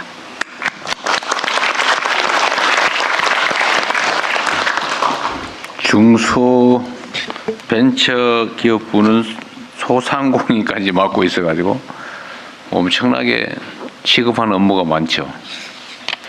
제목만 입력하기도 어려운 것 같아요. 네, 지금 일단 영역도 많고 대상자도 많은데 그 대상자들을 모두 다 잘 잘 해야 된다고 생각하고 있는 것이 오히려 발걸음을 좀 늦춘다고 생각합니다. 그래서 좀 줄여야 될 부분들을 줄이고 우선해서 해야 될 부분들을 좀 잡자. 그래서 지금 성장 관련된 키워드들 그리고 현장에서 가장 원하는 건 좀 빨리 해줘라. 뭐 지금 급하다. 우리가 뭐 이 지금 당장 다음 달이 급한데 이 부분들에 대해서 빨리 채서 이런 부분들을 이제 줄이고 안 할 부분 찾고 있습니다.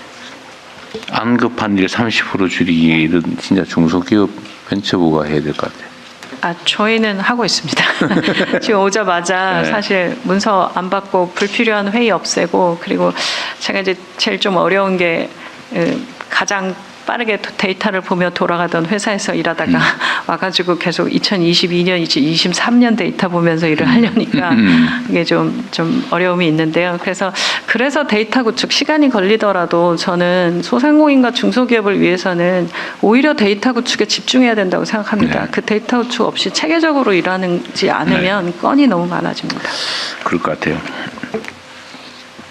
벤처 투자가 올해 4조 원대로 조금 몇 년 만에 늘었다는데 그 이유는 뭘까요? 이게 이 전반기는 엉망이었던 것 같은데. 저는 이건 정부의 일관된 벤처 또 그리고 혁신 기술에 대한 지원을 하겠다라는 방침 때문이라고 생각합니다. 그래서 지금 현장에서 갑자기 뭐 지금 왜냐하면 지난 3년간 제가 보면서 3년간 유럽에 있다 한국에 와서 본 느낌은 왜 이렇게 혁신 벤처 쪽이 더 죽었을까? 이건 뭐냐 하면 스타트업에 대한 지원 줄고 그리고 스타트업 사업에 대한 그런 어떤 방향성이 제시되지 않고 AI에 대한 투자도 없고 이런 부분들에 대해서 보면 그러니까 이제 빠르게 성과가 날 수 있는 쪽으로 투자가 더 많이 갔었다 생각합니다. 이 벤처 투자는 R&D하고도 관계가 깊죠. 사실은.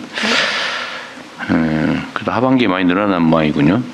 네, 지금은 뭐 일단 워낙 대통령께서 말씀하시는 부분들도 있으시고 그리고 AI 관련된 GPU 확보나 속도 이런 부분들 보면서 이제는 뭐 그냥 갈 수 있겠다라고 생각을 하는 이게 지금 올해 4조 원인데 전반기가 뭐 속된 말로 죽을 썼던 거를 보면 엄청나게 늘어난 거네요. 네, 그렇습니다.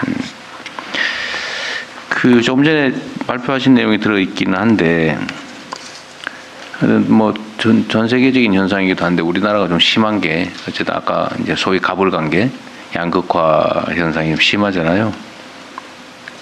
그러니까 다시 한 말씀을 좀 드리면 이게 이제 공정한 시장 질서, 자본주의 시스템이라고 하는 게 힘이 대등할 때 작동하는 거잖아요.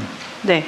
근데 힘이 예를 들면 우열이 지금 명확해지면 시장이라는 이름으로 경쟁이라는 이름으로 사실은 약육강식이 이루어지고 이게 결국 비효율이나 아니면 시장 실패를 유인하잖아요.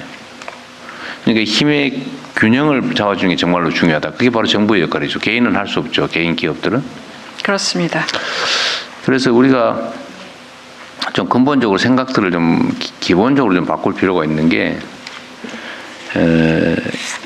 예를 들면 납품 기업들 또는 뭐 대리점 또는 저희가 이 동종 업체들, 특정 기업과 거래하는 기업들, 이게 수평적인 힘의 균형이 이루어지는 경우는 괜찮은데 그게 아니라면 어쨌든 좀 집합적으로 그 조직하고 집단적으로 협상하고. 극단적인 경우는 집단 행동을 할 수 있게 해야 이 균형이 힘의 균형이 맞을 것 같거든요. 근데 이게 근본적으로 지금까지는 상정을 못했던 상황이기 때문에 기업들의 경우는 원칙적으로 단체 행동 또는 단결 행위, 집단 교섭 행위 이거 다 금지되어 있지 않습니까? 네. 공정거래법에. 근데 이게 이제 그 약자들에 대한 강자들의 착취라고 그럴까? 불공정 거래. 이걸 지금 사실은 강요 또는 권장하다시피 하는 상황이 돼버린 것 같아요. 그러니까 우리가 좀 근본적으로 생각을 좀 바꿔야 된다. 이게 사실 오래된 일도 아닌데 1900년대 초반 1900년대 초반까지도 노동자들이 노동조합 만들거나 단체 행동을 하면 이거 전부 처벌했잖아요. 네. 1900년대 초반만 해도 미국에서도 전부 뭐 교수형 시키고 집단 행동하면 소요죄, 폭동죄, 내란죄 뭐 이런 이름으로 다 사형 집행하고 이랬는데 그게 대공황의 한 원인이잖아요. 그게 결국은 소위 힘센 자본가들이 담합하고 독점하고 결합하면서 약한 노동자들을 계속 탄압을 하다 보니까 결국은 이제 소득 분배도 제대로 이루어지지 않고 결국은 수요가 죽고 시장이 죽어서 결국은 대공황이 왔다는 그런 논리도 있단 말이에요. 근데 이거를 극복한 게 노동자들한테 단결권을 부여하고 집단 행동할 수 있게 해주고 오히려 보호하고 이러면서 미국이 어쨌든 50년 호황을 이루게 된 한 원인이 됐다. 물론 전쟁도 한 원인이었지만 지금이 그럴 때가 아닌가 싶어요. 지금이 사회적으로 소수의 강자 기업들, 뭐 진짜 글로벌 기업들, 그리고 거기에 거의 다 대부분 종속된 압도적 다수 납품 기업들, 이게 어찌 보면 생태계인데 여기서도 힘의 균형을 이루어주는 게 정말 중요한 과제가 된 것 같아요. 강자들은 자기 힘을 주체를 못 하거든요. 스스로 할 수 없잖아요. 정부 역할로 전 중소기업들 또는 뭐 가맹점, 대리점 뭐 등등 연합 단결 활동을 할 수 있게 열어줘야 되지 않을까. 원칙적으로 허용하고 그게 예를 들면 약자들의 횡포도 있는 거거든요, 사실은. 그런 상황이 되면 그걸 통제해야 되지 않을까, 오히려. 그러니까 원칙적으로 허용하고 예외적으로 통제하는. 지금은 원칙적으로 통제하고 예외적으로만 허용하잖아요. 근본적으로 바꿔야 될 때가 아닌가 싶어요. 다른 부처들도 좀 제가 공무회에서도 몇 번 얘기했는데 나 고민을 해봐야 될 것 같아요. 특히 중소기업이나 소상공인들, 소상공인 그렇다 하시더라도 중소기업들이 활력을 가지려면 지금처럼 이렇게 쥐어짜이고 예를 들면 영업이익률도 막 전부 겨우 생존할 수준으로만 유지되고 뭐 경영 개선하면은 대기업한테 다 뺏기고 이런 상황이 되면 경영 개선할 필요도 없고 해봐야 뺏기니까 좋은 인재를 쓸 수도 없고 성장 발전하기도 어렵고 이게 지금 국가 경쟁력을 떨어뜨리는 원인이 될 것 같아요. 그래서 이거는 중소기업이 당사자니까 좀 그걸 좀 정리를 좀 하든지 연구를 좀 하든지 해서 제가 공정거래위에는 그 얘기를 좀 이미 여러 차례 했잖아요. 제가 네네. 국무회의에서. 예. 근데 아마 쉽게 하기 어려울 거예요. 근데 그건 당사자인 중소기업 쪽에서 뭔가 논리도 만들고 체계도 만들어서 당연히 예를 들면 어느 기업하고 거래하는 작은 기업들이 있으면 당연히 집단 교섭할 수 있게 해줘야 되고 뭐 하든 뭐 거래를 안 한다고 압박을 하든지 해서 정상적인 가격을 보장받을 수 있게 해줘야 되겠다. 그 고민을 좀 깊이 좀 해주시기 바랍니다. 네, 그 대통령 말씀 주신 것처럼 제가 이제 짧지만 와서 중소기업 정책들 보면서 이 대기업과 우리나라 중소기업은 유난히 한 기업과 한 기업의 관계 속에 그러니까요. 있다. 이게 납품 기업한테 딴 데 납품하지 마. 이걸 기본이라면서요. 네, 이렇게 되면 중소기업이 그러니까 지금까지 개발한 기술에 대한 가치 평가가 제대로 이루어지지 않을 수밖에 없고 그 부분들이 지금까지 오랜 시간 고착되면서 좀 경쟁력 확보에 그러니까요. 어려움이 있었던 거 아닌가라는 게 제가 짧은 시간. 그러니까 저도 그 얘기를 꽤 여러 군데서 듣는데. 제일 황당하게 그런 거죠. 예를 들면 나한테만 납품해야지 딴 기업에 납품하면 끊어버리겠다 이렇게 압박을 한다더라고요. 그러니까 시장이 기술 개발을 해서 여러분 제품 개발을 하면 자기가 납품하는 주요 업체에만 납품을 해야 되고 딴 데 하면 안 되기 때문에 종이 돼버리더라고요. 그러니까 그렇게 되면 사실은 경쟁력을 가질 수가 없잖아요. 네, 저도 기업에 있었으니까 왜 기업은 그런 건지는 저는 좀 이해는 하고 또 어떤 측면에서 본다면 이제 중소기업과 대기업 간에 또 주고받은 그러니까 일방적으로 중소기업의 기술이 대기업에만 온 게 아니라 대기업이 여러 가지 노하우도 주고 자본도 주고 했던 관계들이 있을 텐데 그럼에도 불구하고 이제 와서 일을 하면서는 그 부분에 대한 조정과 역할은 좀 정부가 해야 된다는 생각입니다. 그게 선진사회가 아닐까 싶어요. 근데 부작용은 없애고 개선은 하고. 그다음에 앞으로는 이제 어딘가 누군가에 고용돼서 뭐 평생을 살아야 되는 시대가 가버렸잖아요, 이제는. 네. 아무리 좋은 직장 취직해도 언제 그만둬야 될지 모르는 불안정한 사회가 돼서 결국은 고용 중심 사회에서 창업 중심 사회로 바뀌는 것 같아요. 그래서 창업을 적극적으로 지원해 줘야 되는데 하여튼 여기 아까 발표 내용에도 있었지만 정말로 중요한 요소는 우리는 한 번 실패하면 재기를 못하게 하는 그런 경향이 있죠. 네. 특히 금융제도 뭐 연대 보증해가지고 한 번 실패하면 평생 빚쟁이 돼버리고 정서적으로도 그런 게 있는 것 같아요. 저 사람은 실패했던 사람이야 라고 일종의 낙인이랄까? 불신의 원인이 되는데 이론적으로 보면 실패한 사람들이 성공할 가능성이 훨씬 높거든요. 똑같은 자질과 역량과 의지를 가지고 있다고 보면 예. 좌절하고 무슨 사람이 이상하게 변해가지고 한 게 아니라면 그건 경험적으로 통계적으로 그럴 수밖에 없잖아요. 실패 자산이 있기 때문에 경험 자산이 있기 때문에 그래서 실패 경험을 자산으로 인정해주고 거기에 오히려 더 기회를 더 북돋아 주어야 과감하게 창업에 도전할 수 있겠죠. 네, 그렇습니다. 네. 그래서 금융제도 측면에서도 그렇고 어쨌든 정책 측면에서도 저는 계속 반복적으로 하는 얘기를 하는 이유가 있죠. 이게 너무 당연하게 받아들여져야 되거든요. 정책적으로도 그렇고 정서적으로도 그렇고. 그럼 실패를 두려워하지 않는 사회가 돼야죠. 네. 그래야 용기를 갖죠. 그래서 이 제도전 펀드 뭐 이런 것도 좀 아까 늘렸다고 하는 것 같은데 그것도 늘리시고 어떤 실패를 자산으로 삼아서 다시 재기하는 것도 많이 보여주고요.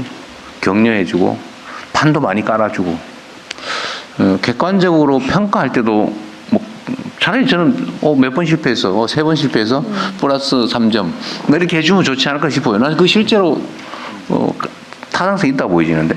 실제로 투자 평가할 때도 그런 VC들에서 그런 부분을 판단하는 경우들이 있습니다. 그 창업 경험이 있고 어디까지 키워봤는가에 대한 경험들 이런 것들도 판단하고 있어서. 그런데 뭐 제가 알기로는 이제 서구 선진 국가들은 그게 당연한 걸로. 네. 예를 들면 지원 결정을 할 때도 실패를 많이 하는 사람들을 우선적으로 선정한다고 하던데 우리 사회는 아직까지 거기에 못 미친 것 같아요. 선생님 말씀이에요. 지난번에 제도전 발표할 때 보니까 한국 사회가 용인하는 실패의 숫자가 1.4였다면 미국은 2.8 정도 된다고 합니다. 그러니까 우리 사회가 확실히 이 실패한 사람에 대해서 용인하는 게 미국 실리콘밸리나 이런 쪽보다 훨씬 낮은 겁니다. 하여튼 루저 취급하거나 이렇게 하지 않도록 정부부터 좀 적극적으로 정말 분위기를 바꿔야 될 것 같아요. 네, 내년에 월간으로 계속 관련 행사 할 거고요. 그리고 실패한 분들의 데이터를 좀 모아서 지금 대전에 실패박물관이라는 게 만들어져 있습니다. 그래서 그래요?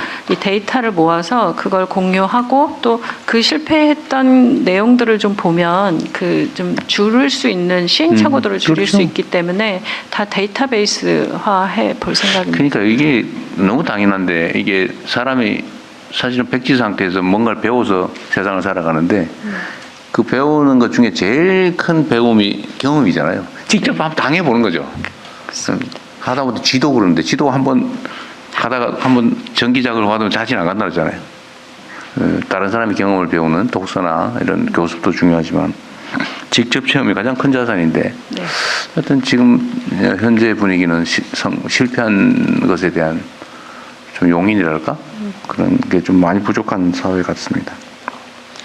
그 다음에 하나 더 얘기하는 이것도 전에 얘기했던 거긴 한데 며칠 전에 들은 아이디어예요. 아마 국무회의 때 내가 얘기했던 것 같은데 우리가 일단은 지원을 할 때 창업한 후에 지원을 하잖아요. 창업을 할 때는 혼자 해라. 다만 안내는 해주겠다. 이런 건데 좋은 아이디어가 있는데 창업 자체를 정부가 함께 해주는 공공이 함께 해주는 창업 자체를 그 얘기 저번에 한번 했던 여기서 안 했나? 딴 데서 했나? 네, 저희 처음 듣는 얘기예요? 네, 딴 데서 했는 말인데 그러면 마지막 좀 할게요.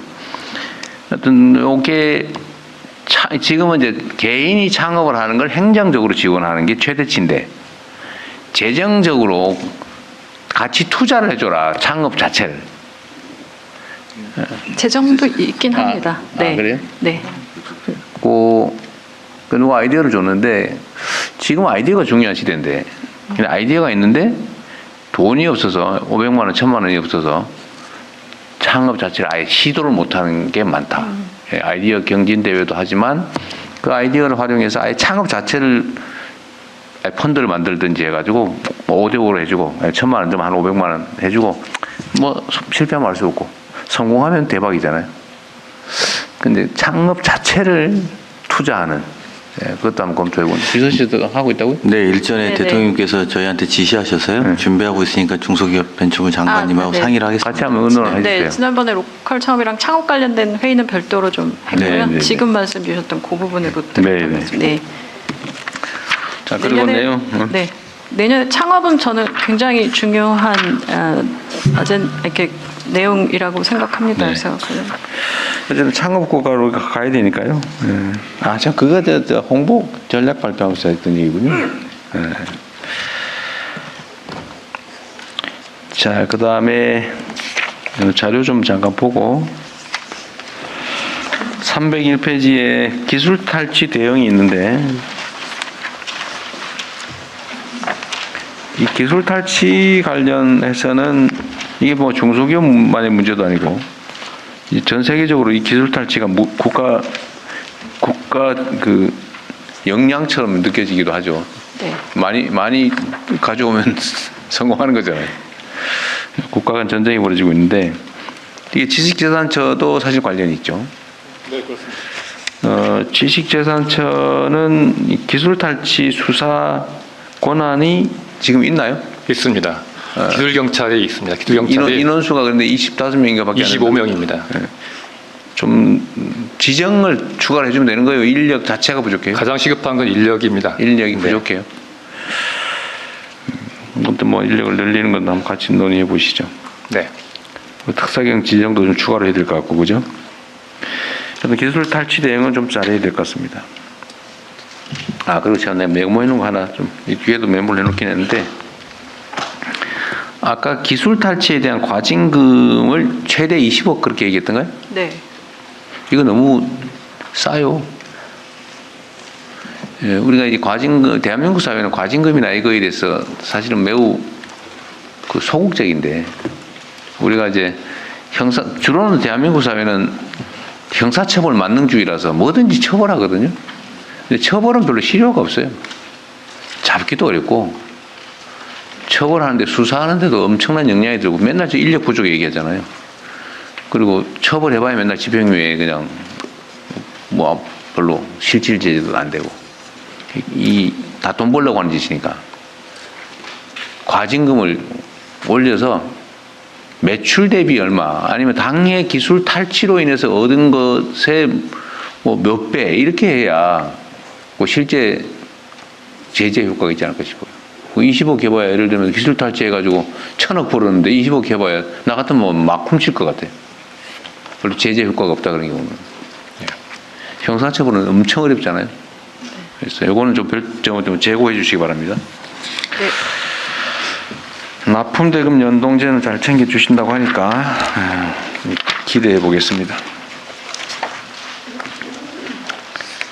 소상공인 매출 기반 확보 304페이지에 역시 국내의 소상공인들에 대한 수요는 뭐 경제 규모에 따라 영향을 받는데 이게 확대할 수 있는 제일 중요한 루트 중에 하나가 관광이 아닌가 싶어요. 관광을 늘리는 중소기업부도 한번 관광을 어떻게 하면 늘릴 수 있을까?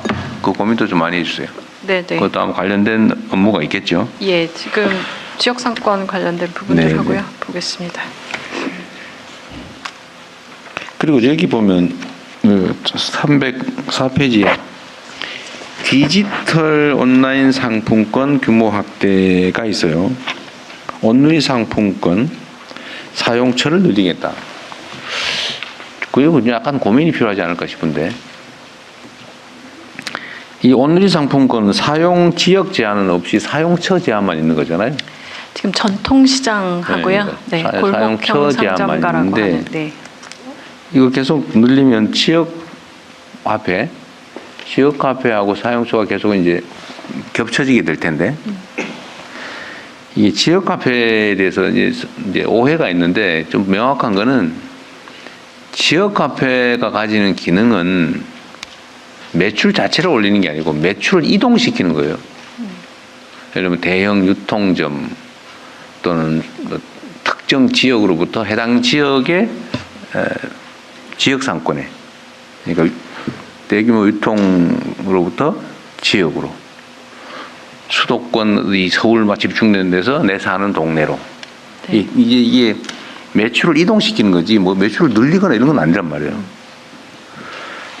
대신에 이 이제 칸을 쳐주는 효과인데, 이걸 함으로써 어쨌든 균형 발전에 도움이 되고 소상공인이 살고 골목이 살고, 골목에 다녀보면 아 이런 가게도 우리 동네에 있었어? 이러면서 소위 지역도 살고 한단 말이에요. 근데 여기에 대가가 뭐냐면 불편함을 감수하는 거예요. 소비자가 불편해지죠. 예를 들면 온라인으로 막 하면 편한데 동네에 가서 써야 된다. 대신에 정부가 지원을 해주는 거죠. 네.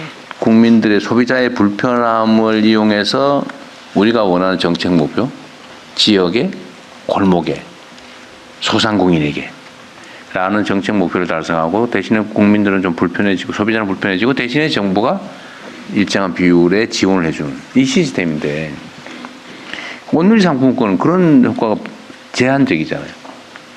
그래서 요거는 고민을 한번 지역 카페하고 관계성에서 고민을 좀 해주시고, 온라인에 이게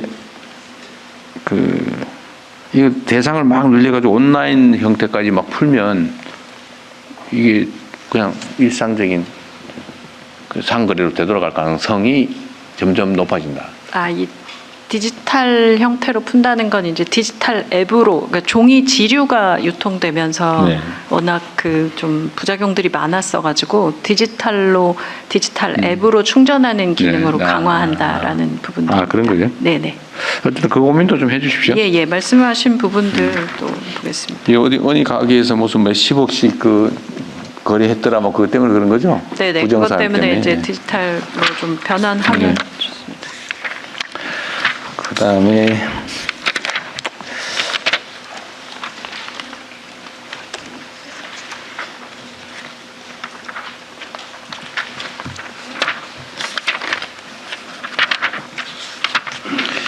네, 기술보증기금은 업무를 잘해 주시길 바라고요. 소상공인 시장진흥공단, 여기도 일이 꽤 많을 텐데, 여기가 지금 누가 나오셨어요? 여기 소상공인 시장진흥공단 이사장 박성효입니다. 네, 그래요. 이사장님이세요? 네. 거기 상근 직원이 900명이나 되네요. 네. 이게 지금 각 지역에 있습니다. 뭐 일종의 지부라든가 예. 뭐 그런 게 있는 거죠? 예, 그렇습니다. 지역본부가 12개 있고 센터가 78개소 있습니다. 중소벤처기업진흥공단,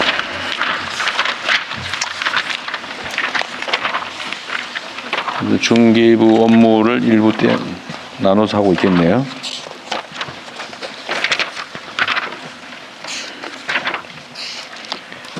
공영 홈쇼핑, 누가가 나오셨어요? 공영 홈쇼핑? 그래요? 누구신지.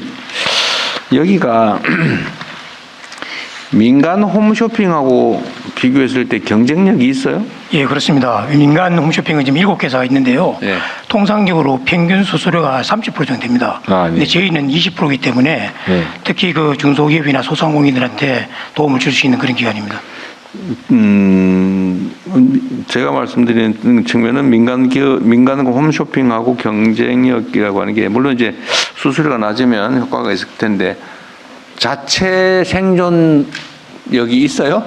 네, 있습니다. 지금 아시겠지만은 저희는 정부 예산을 받지 않고 그래요? 저희가 이제 그 팔로 지원한 수수료를 받아서 운영하는 기관이고, 충분히 그 지금 하고 있고, 저희들이 지금 적자예요, 흑자예요? 적자는 나지 않습니다. 지금. 흑자를 내요? 또 대단하시네요. 근데 어떻게 민간하고 경쟁을 해서 흑자를 낼 수 있을까?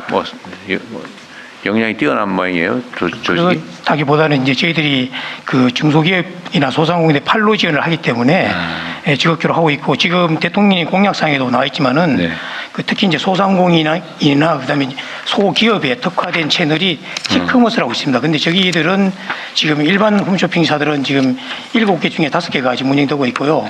저희하고 호벤쇼핑이 안 하고 있는데, 이번에 그 저희들이 이 부분에 좀 그 선정될 시 저희들 배려해 주신다 그러면은 열심히 할 수 있는 능력이 있다고 보고. 어떤 뭘 해달라고요? 예, 그게 지금 티커머스라고 있습니다. 그거를 지금 방송통신미디어위원회에서 승인 사항인데 검토하고 있는 걸로 알고 있거든요. 그래서 만약에 저희 회사가 선정될 수 있도록 지원해 주신다 그러면 할 수 있습니다. 예. 지금 경쟁 중인데 요 선정을 하면 그 업무방해에 해당. 꼭 해주십시오. 그 우리 사장님의 이 절박함이 경영본부장입니다 지금. 본부장님의 이 절박함이 전달이 되겠죠. 예, 감사합니다. 뭐 사업 선정을 하고 있는 모양이네요. 그 다음에 신용보증재단 중앙회, 미안합니다. 그 전에 지금 티커머스 사업자 선정을 하고 있다고 말이에요. 그렇습니다. 예. 그게 핵심 내용이 뭔데요?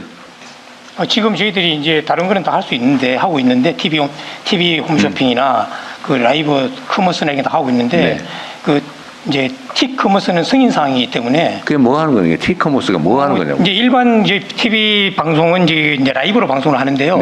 요거는 이제 녹화 방송을 하기 때문에 그 소상공인들이나 또 이렇게 기업이 적은 그런 규모에 있어서는 굉장히 유용하게 할 수 있습니다. 방송을.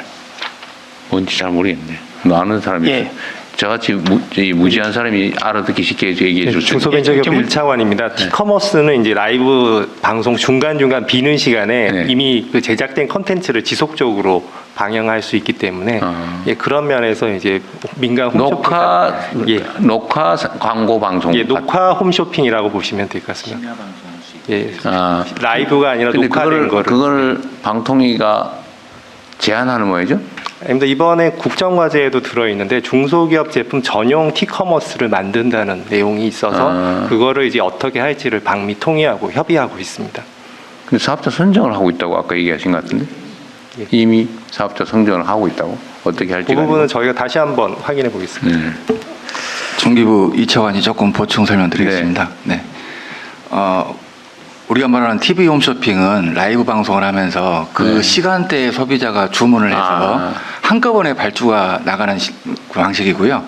데이터 홈쇼핑, 그 티커머스라고도 얘기하는데 데이터 홈쇼핑은 미리 녹화를 해서 데이터베이스에 그 상품에 관한 그 방송을 다 저장을 해놓고 일부 방송을 하지만 소비자가 그걸 검색해서 찾아 들어갈 수 있는 방식입니다. 그래서 양방향 방송, 그 상품 홍보 방송이라고 보시면 되고요. 그걸 지금까지 허용을 안 하고 있었다? 아니요. 이제 라이브는 지금 7개 TV 홈쇼핑사가 있고 데이터 홈쇼핑은 10개사가 있습니다. 근데 국정과제에 소상공인들 상품이 이 홈쇼핑에서 팔리기가 쉽지 않은 구조이니 소상공인 상품들을 좀 올려줄 수 있는 티커머스 신규 채널을 하나 만들겠다라는 국정과제가 있습니다.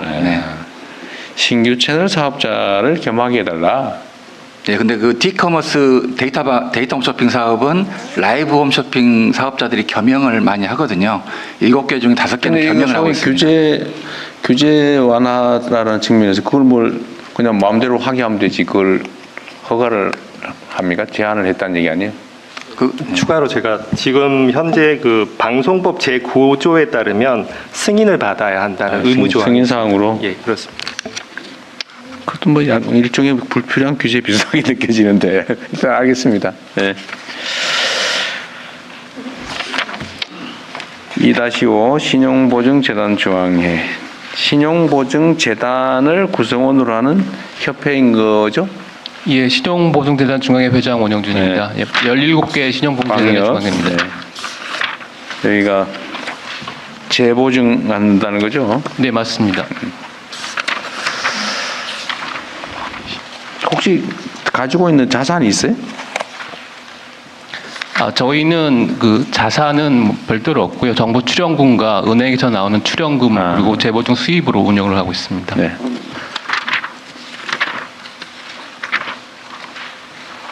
장애인 기업 종합지원센터. 장애인 기업 사업에 대한 지원 활동을 하는가요? 네, 그렇습니다. 네.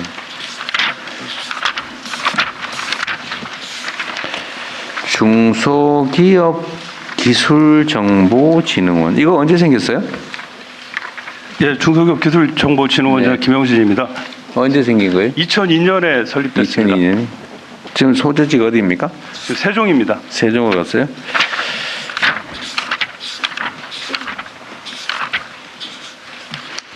중소벤처기업 유통은 중소벤처기업의 유통을 지원하는 건가요? 예, 그렇습니다.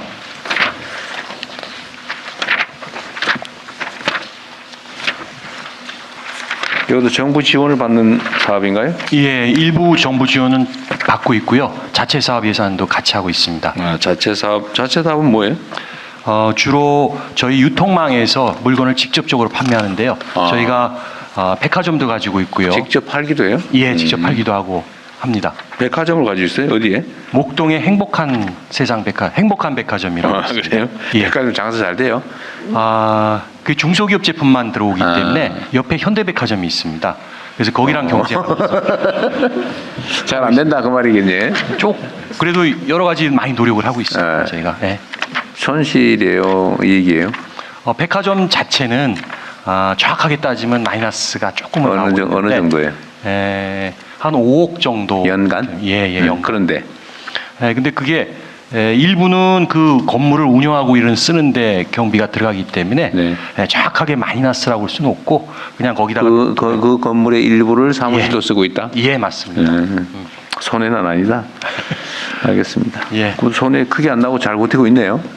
예, 크게 안 날라고 노력하고 있습니다. 예. 지금 유통 사업이 엄청나게 힘든데. 예, 맞습니다. 예.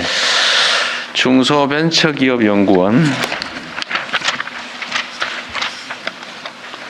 이거는 뭘 하는 거예요?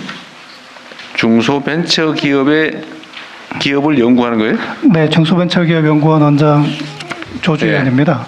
저희는 중소기업 정책을 조사하고 평가하고 연구하는 곳입니다. 정책을. 네. 알겠습니다. 창업진흥원. 예, 창업진흥원장 유종필입니다.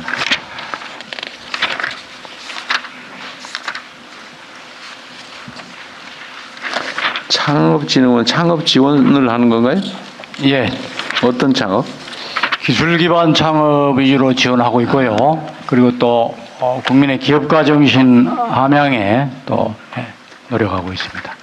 아, 여기도 어디 많이 보신 분 같은데. 예. 아, 그러시구나. 네, 죄송합니다. 네. 알겠습니다. 한국벤처투자. 벤처투자는 모태펀드 운영한 데군요. 456페이지에 연간 40조 원 규모의 벤처 투자 시장 조성을 위해서 신규 민간 자금 유입을 확대하는 일을 한다. 그 말일까요? 한국 벤처투자 대표이사 이대입니다. 그 벤처투자 시장 40조 달성을 위해서는 정부만으로는 안 되고 민간 연기금을 표현한 민간 자금을 적극적으로 유입해야 됩니다. 그걸 하겠다 그 말이에요. 예, 그렇습니다. 아까 민간 벤처 투자가 4조 원 그랬어요? 그 장관님? 그건 3분기가 3분기에 4조 원? 3분기입니다. 네. 그러면 요 추세대로 한다면 한 16조 정도 이게 최대치라고 했으니까 네, 그래서 이제 40조 원 하려면 엄청 많이 노력해야 되겠네요. 네네, 해야 됩니다.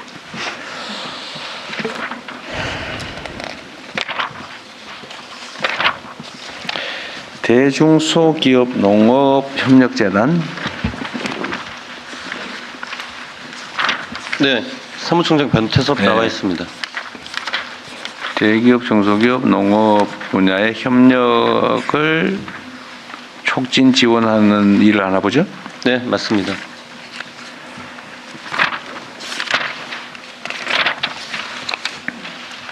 여기는 소재지가 어딘가요? 서울에 소재하고 있습니다. 여기는 공공기관 지방 이전에서 빠졌는데 이유는 뭔가요? 법적 성격 자체가 중기부의 공식적인 죄송합니다. 공공기관이 아니고 공직 유관단체로 지정돼 있어서. 유관단체라서. 예. 예산 지원은 받나요? 정부 예산이 중기부로부터 829억? 예, 금년 기준으로 약 800억 정도 위탁 사업을 집행을 하고 있고요. 위탁 사업이요? 예, 대부분은 대기업 등이 출연한 기금을 집행하고 있습니다. 네. 네, 알겠습니다. 우리 지식재산처 얘기 좀 들어볼까요? 네, 이어서 정책 토론을 진행하도록 하겠습니다. 과거의 특허 관련해서요. 예를 들면 상표 등록을 하는데 예를 들면 식품회사들이 자기가 가능한 모든 이름을 미리 다 등록을 해놓는다고 하더라고요. 그래요? 그래서 뭘 해보려고 하면 몇십 년 전에 이미 싹 다 등록을 해놔가지고. 근데 그게 예를 들면 그 상표권이든 특허권이든 이 기한이 있잖아요. 네, 그렇습니다. 특허는 20년, 상표는 10년인데 갱신이 가능하기 때문에 계속 상표 경우에는 영구적이라 볼 수 있습니다. 계속 와서 갱신해서 등록해요? 예. 그렇지만 쓰지 않는 경우에는 불상 취소라고 해서 심판을 통해서 무효로 시킬 수 있습니다. 그래서 모든 걸 일단 선점해놓지만 선점을 해서 이름을 예. 등록해놨는데 실제로 쓰지 않는다는 걸 증명하면 최근 법령에 하면 3년간 사용하지 않았다는 게 증명이 되면 무효로 시킬 수 있습니다. 등록한 후 3년간 안 썼으면 그렇습니다. 잘하셨네요. 네. 그래서 새롭게 뭘 하려고 그러면 이름을 붙일 수가 없다고. 그건 해결은 된 거네요. 네, 그렇습니다. 또 한 가지는 기술 특허의 국제 조약이 있죠. 많습니다. 국제 조약이 20여 개도 있죠. 없습니다. 네. 네. 근데 거기도 기술 특허의 유효 기간이 있잖아요. 예. 다 WTO 협정이랄지 파리 협약에 의해서 근데 대개 가장 길다면 몇 년이에요? 출원일부터 20년입니다. 20년인데 의약품 같은 경우 특수한 경우에는 심사 기간이랄지 규제 기간에 허가 기간이 있기 때문에 5년 범위 내에서 연장을 해줍니다. 그럼 최대 해봐야 25년이다 그 말이죠? 예, 그 정도 보시면 되겠습니다. 그런데 내가 그러면 얼마 전에 그 한수원이 무슨 웨스팅하우스하고 무슨 원자력 원자력 기술 때문에 무슨 이상한 협약을 맺었니 많이 그랬잖아요. 네, 그렇습니다. 그 원자력 관련 기술도 그럼 미국도 조약 당사자일 건데 어떻게 20년, 25년 지난 한참 지났는데 그걸 가지고 그렇게 계속 한국 기업들한테 횡포를 부리지? 자기 거라고? 특허란 게 계속 개량 특허로 해서 출원을 해서 에버그린 전략이라고 소위 원천 기술이라고 하는 게 있잖아요. 예, 그렇습니다. 그 원천 기술을 갖다가 이렇게 변형을 해가지고 계속 개량해서 특허를 출원합니다. 아니 그러니까 근데 원천 기술을 쓰면서 더 이상 그쪽 기술을 쓰지 않고 그 원천 기술만 써서 내가 기술 개발을 해서 변형을 계속 해온 지 25년이 지났다. 예. 그럼 이걸 변형 그쪽에서 바꾼 기술을 쓰지 않는 한 끝난 거 아닌가요? 원천 특허가 만료가 됐다면 공지 기술로서 누구나 쓸 수 있습니다. 아니, 그러니까 어떤 원천 기술을 개발했는데 그걸 계속 자기들이 바꿔서 새로운 기술을 만들었는데 우리는 그 원천 기술을 가져와서 그 기술을 우리가 또 개량을 해가지고 썼다. 그리고 그 원천 기술을 개발한 이후에 25년이 지났으면 끝난 거 아닌가요? 산업부 장관님 혹시 이거에 대한 정보가 있어요? 지금 이 건은 영업비밀로 분류되어 가지고요. 예, 한도가 없습니다. 영업비밀이라고? 예, 영업비밀로 분류되어 있습니다. IP 관련해 가지고. 특허가 아니고? 예. 그래서 지난번에 SA 협정을 할 때도 이게 그런 논란이 있었는데. 특허에 관한 문제가 아니에요? 특허의 문제가 아닙니다. 우리는 되게 그 사람들 기술을 썼기 때문이라고 알고 있는데. 보통 일반적으로는 그렇게 이해를 하고 있는데요. 영업 비밀로 해가지고 이건 영업 비밀 같은 경우는 조금 전에 20년 이런 제한이 없습니다. 기술 보는 방법이 특허로 하는 방법, 그다음 영업 비밀로 하는 방법이 있는데 특허는 기간이 있다 보니까 영업 비밀로 하는 경우도 있습니다. 코카콜라 제조 기법 같은 게 영업 비밀인데 관리만 제대로 하면 무한정 보호가 됩니다. 이번에 그 말씀하신 대로 웨스팅하우스 기술은 영업 비밀에 관련된 사항입니다. 그 말은 그럴듯한데 정확하게 납득은 잘 안 되네. 영업 비밀로 관리해서 그 비밀을 공유하는 개인 관계다. 특허가 아니고. 그것도 새로운 기법이네. 알겠습니다. 그렇다고 하니 어떡하겠어요. 자, 아까 특사경 얘기는 지금 25명이 있는데 늘려야 된다는 거죠. 예. 그거는 관련 부처하고 의논해가지고 검토를 해보고 논의해보는데 잘 안 되면 국무회의로 가져오십시오. 그때 한번 논의해보게. 예. 양쪽 얘기를 다 들어볼게요. 이 기술경찰이 저희 기술 전문성과 수사 전문성을 가진 유일한 기관입니다. 25명이 전 부처, 전국을 다 커버하고 있습니다. 하다 보니까 지금 저희 기술 유출, 대외 기술 유출뿐만 아니라 기술 탈취 여러 가지로 이제 수요가 많습니다. 네, 알겠습니다. 최소한 100명 정도 늘려다 봅니다. 네. 그것도 틀린 말은 아니에요. 예. 경기지사 시절에 대통령님께서 400명을 늘리라는 말씀도 하셨습니다. 그 증거를 가져오세요. 하여튼 필요한 일인 것 같아요. 근데 부처 간에 협의를 해보고 잘 안 되면 국무회의에서 한번 논의해 봅시다. 네, 잘하겠습니다. 그 다음에 이 기술 유출이라고 하면 해외 유출 외에 국내에서의 유출도 포함하는 개념이겠죠? 예, 포함되는데 일반적으로 기술 유출하면 대외적인 의미로 저희가 사용하고 있고요. 대기업 간, 그다음 하도 간에는 기술 탈취로 주로 얘기를 하고 있습니다. 근데 기술 유출 문제는 국정원도 지금 조사권이 있는데. 저희 국정원과 저희도 방첩기관 지정돼서 같이 협업하고 있습니다. 국정원에는 어느 정도 인력을 가졌는지는 보안 사항이겠지? 그건 뭐든지 다 보안이라고 그러니까. 알겠고요. 근데 뭘 하나 물어볼 게 있었는데 하도 많이 잊어버렸네. 나중에 따로 물어볼게요. 네. 발명진흥회가 산하기관으로 있네요. 발명진흥회는 회장인가요? 네, 발명진흥회 상금 부회장 김시영입니다. 부회장. 회장은 어디 갔어요? 회장님이 명예직이라서. 명예직이에요? 네. 발명진흥회. 참, 내가 물어보려고 했던 게 그겁니다. 발명진흥회는 됐고요. 이 특허로 지식재산권으로 등록해 놓은 게 엄청난 양일 거 아닙니까? 네, 그렇습니다. 그 검색을 지금은 어떻게 해요?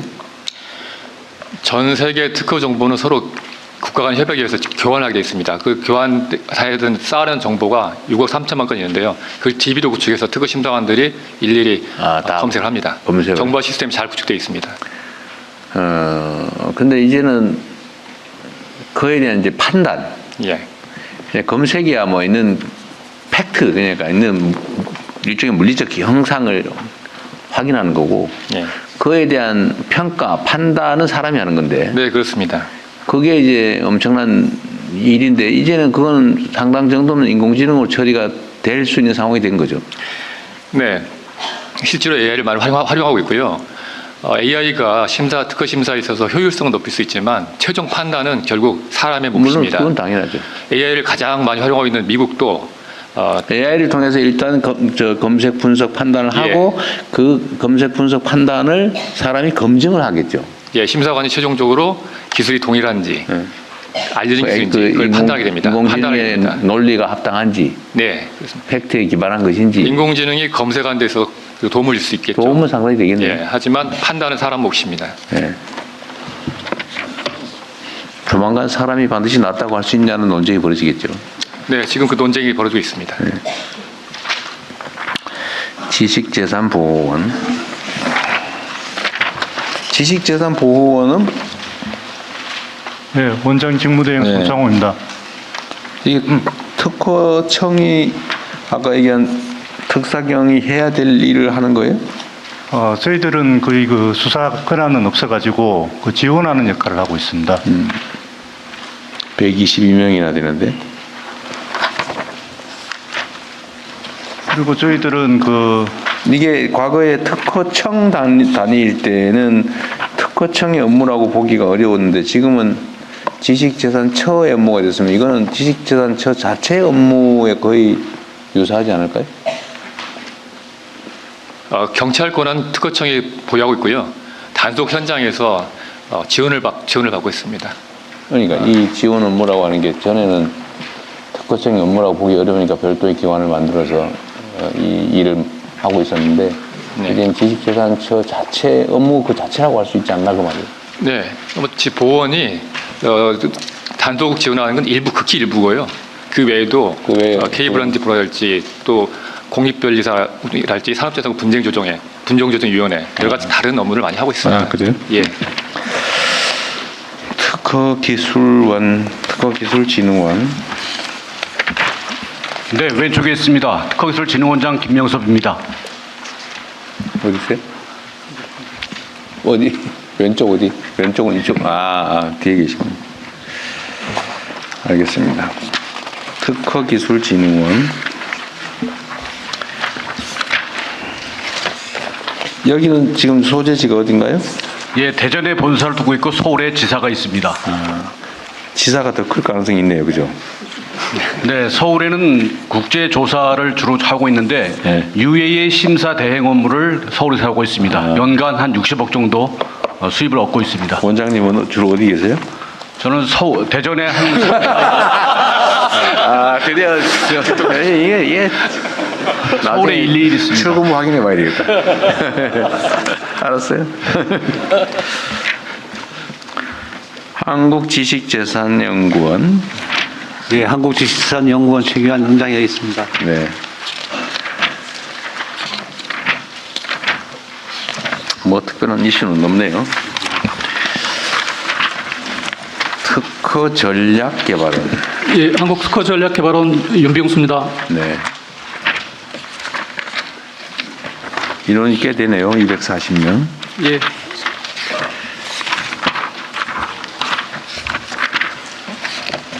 특허정보원. 특허정보원 어디 있어요? 한국특허정보원 행사입니다. 특허정보원은 뭐예요? 아까 우리 처장님 말씀하셨던 특허정보 데이터베이스 구축하고요. 이거 검색할 수 있도록 만드는 겁니다. 그건 실무적인 일을 하고 있습니다. 이것도 역시 아까 비슷한. 근데 인원수가 상당히 많네요. 400명. 예, 그렇습니다. 특허정보 검색 서비스. 시스템 만들고 운영하는 것도 해요? 예, 특허청 지식재산처 내에서 특허 출원하고 심사하는 그런 전반 그 업무 처리 시스템도 저희들이 개발하고 운영하고 있습니다.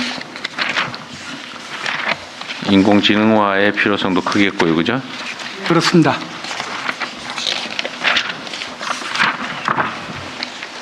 아슬아슬하게 거의 맞춰서 끝냈습니다. 자, 지금부터는 여러분들 혹시 뭐 준비한 얘기나 하고 싶은 얘기가 있으면 좀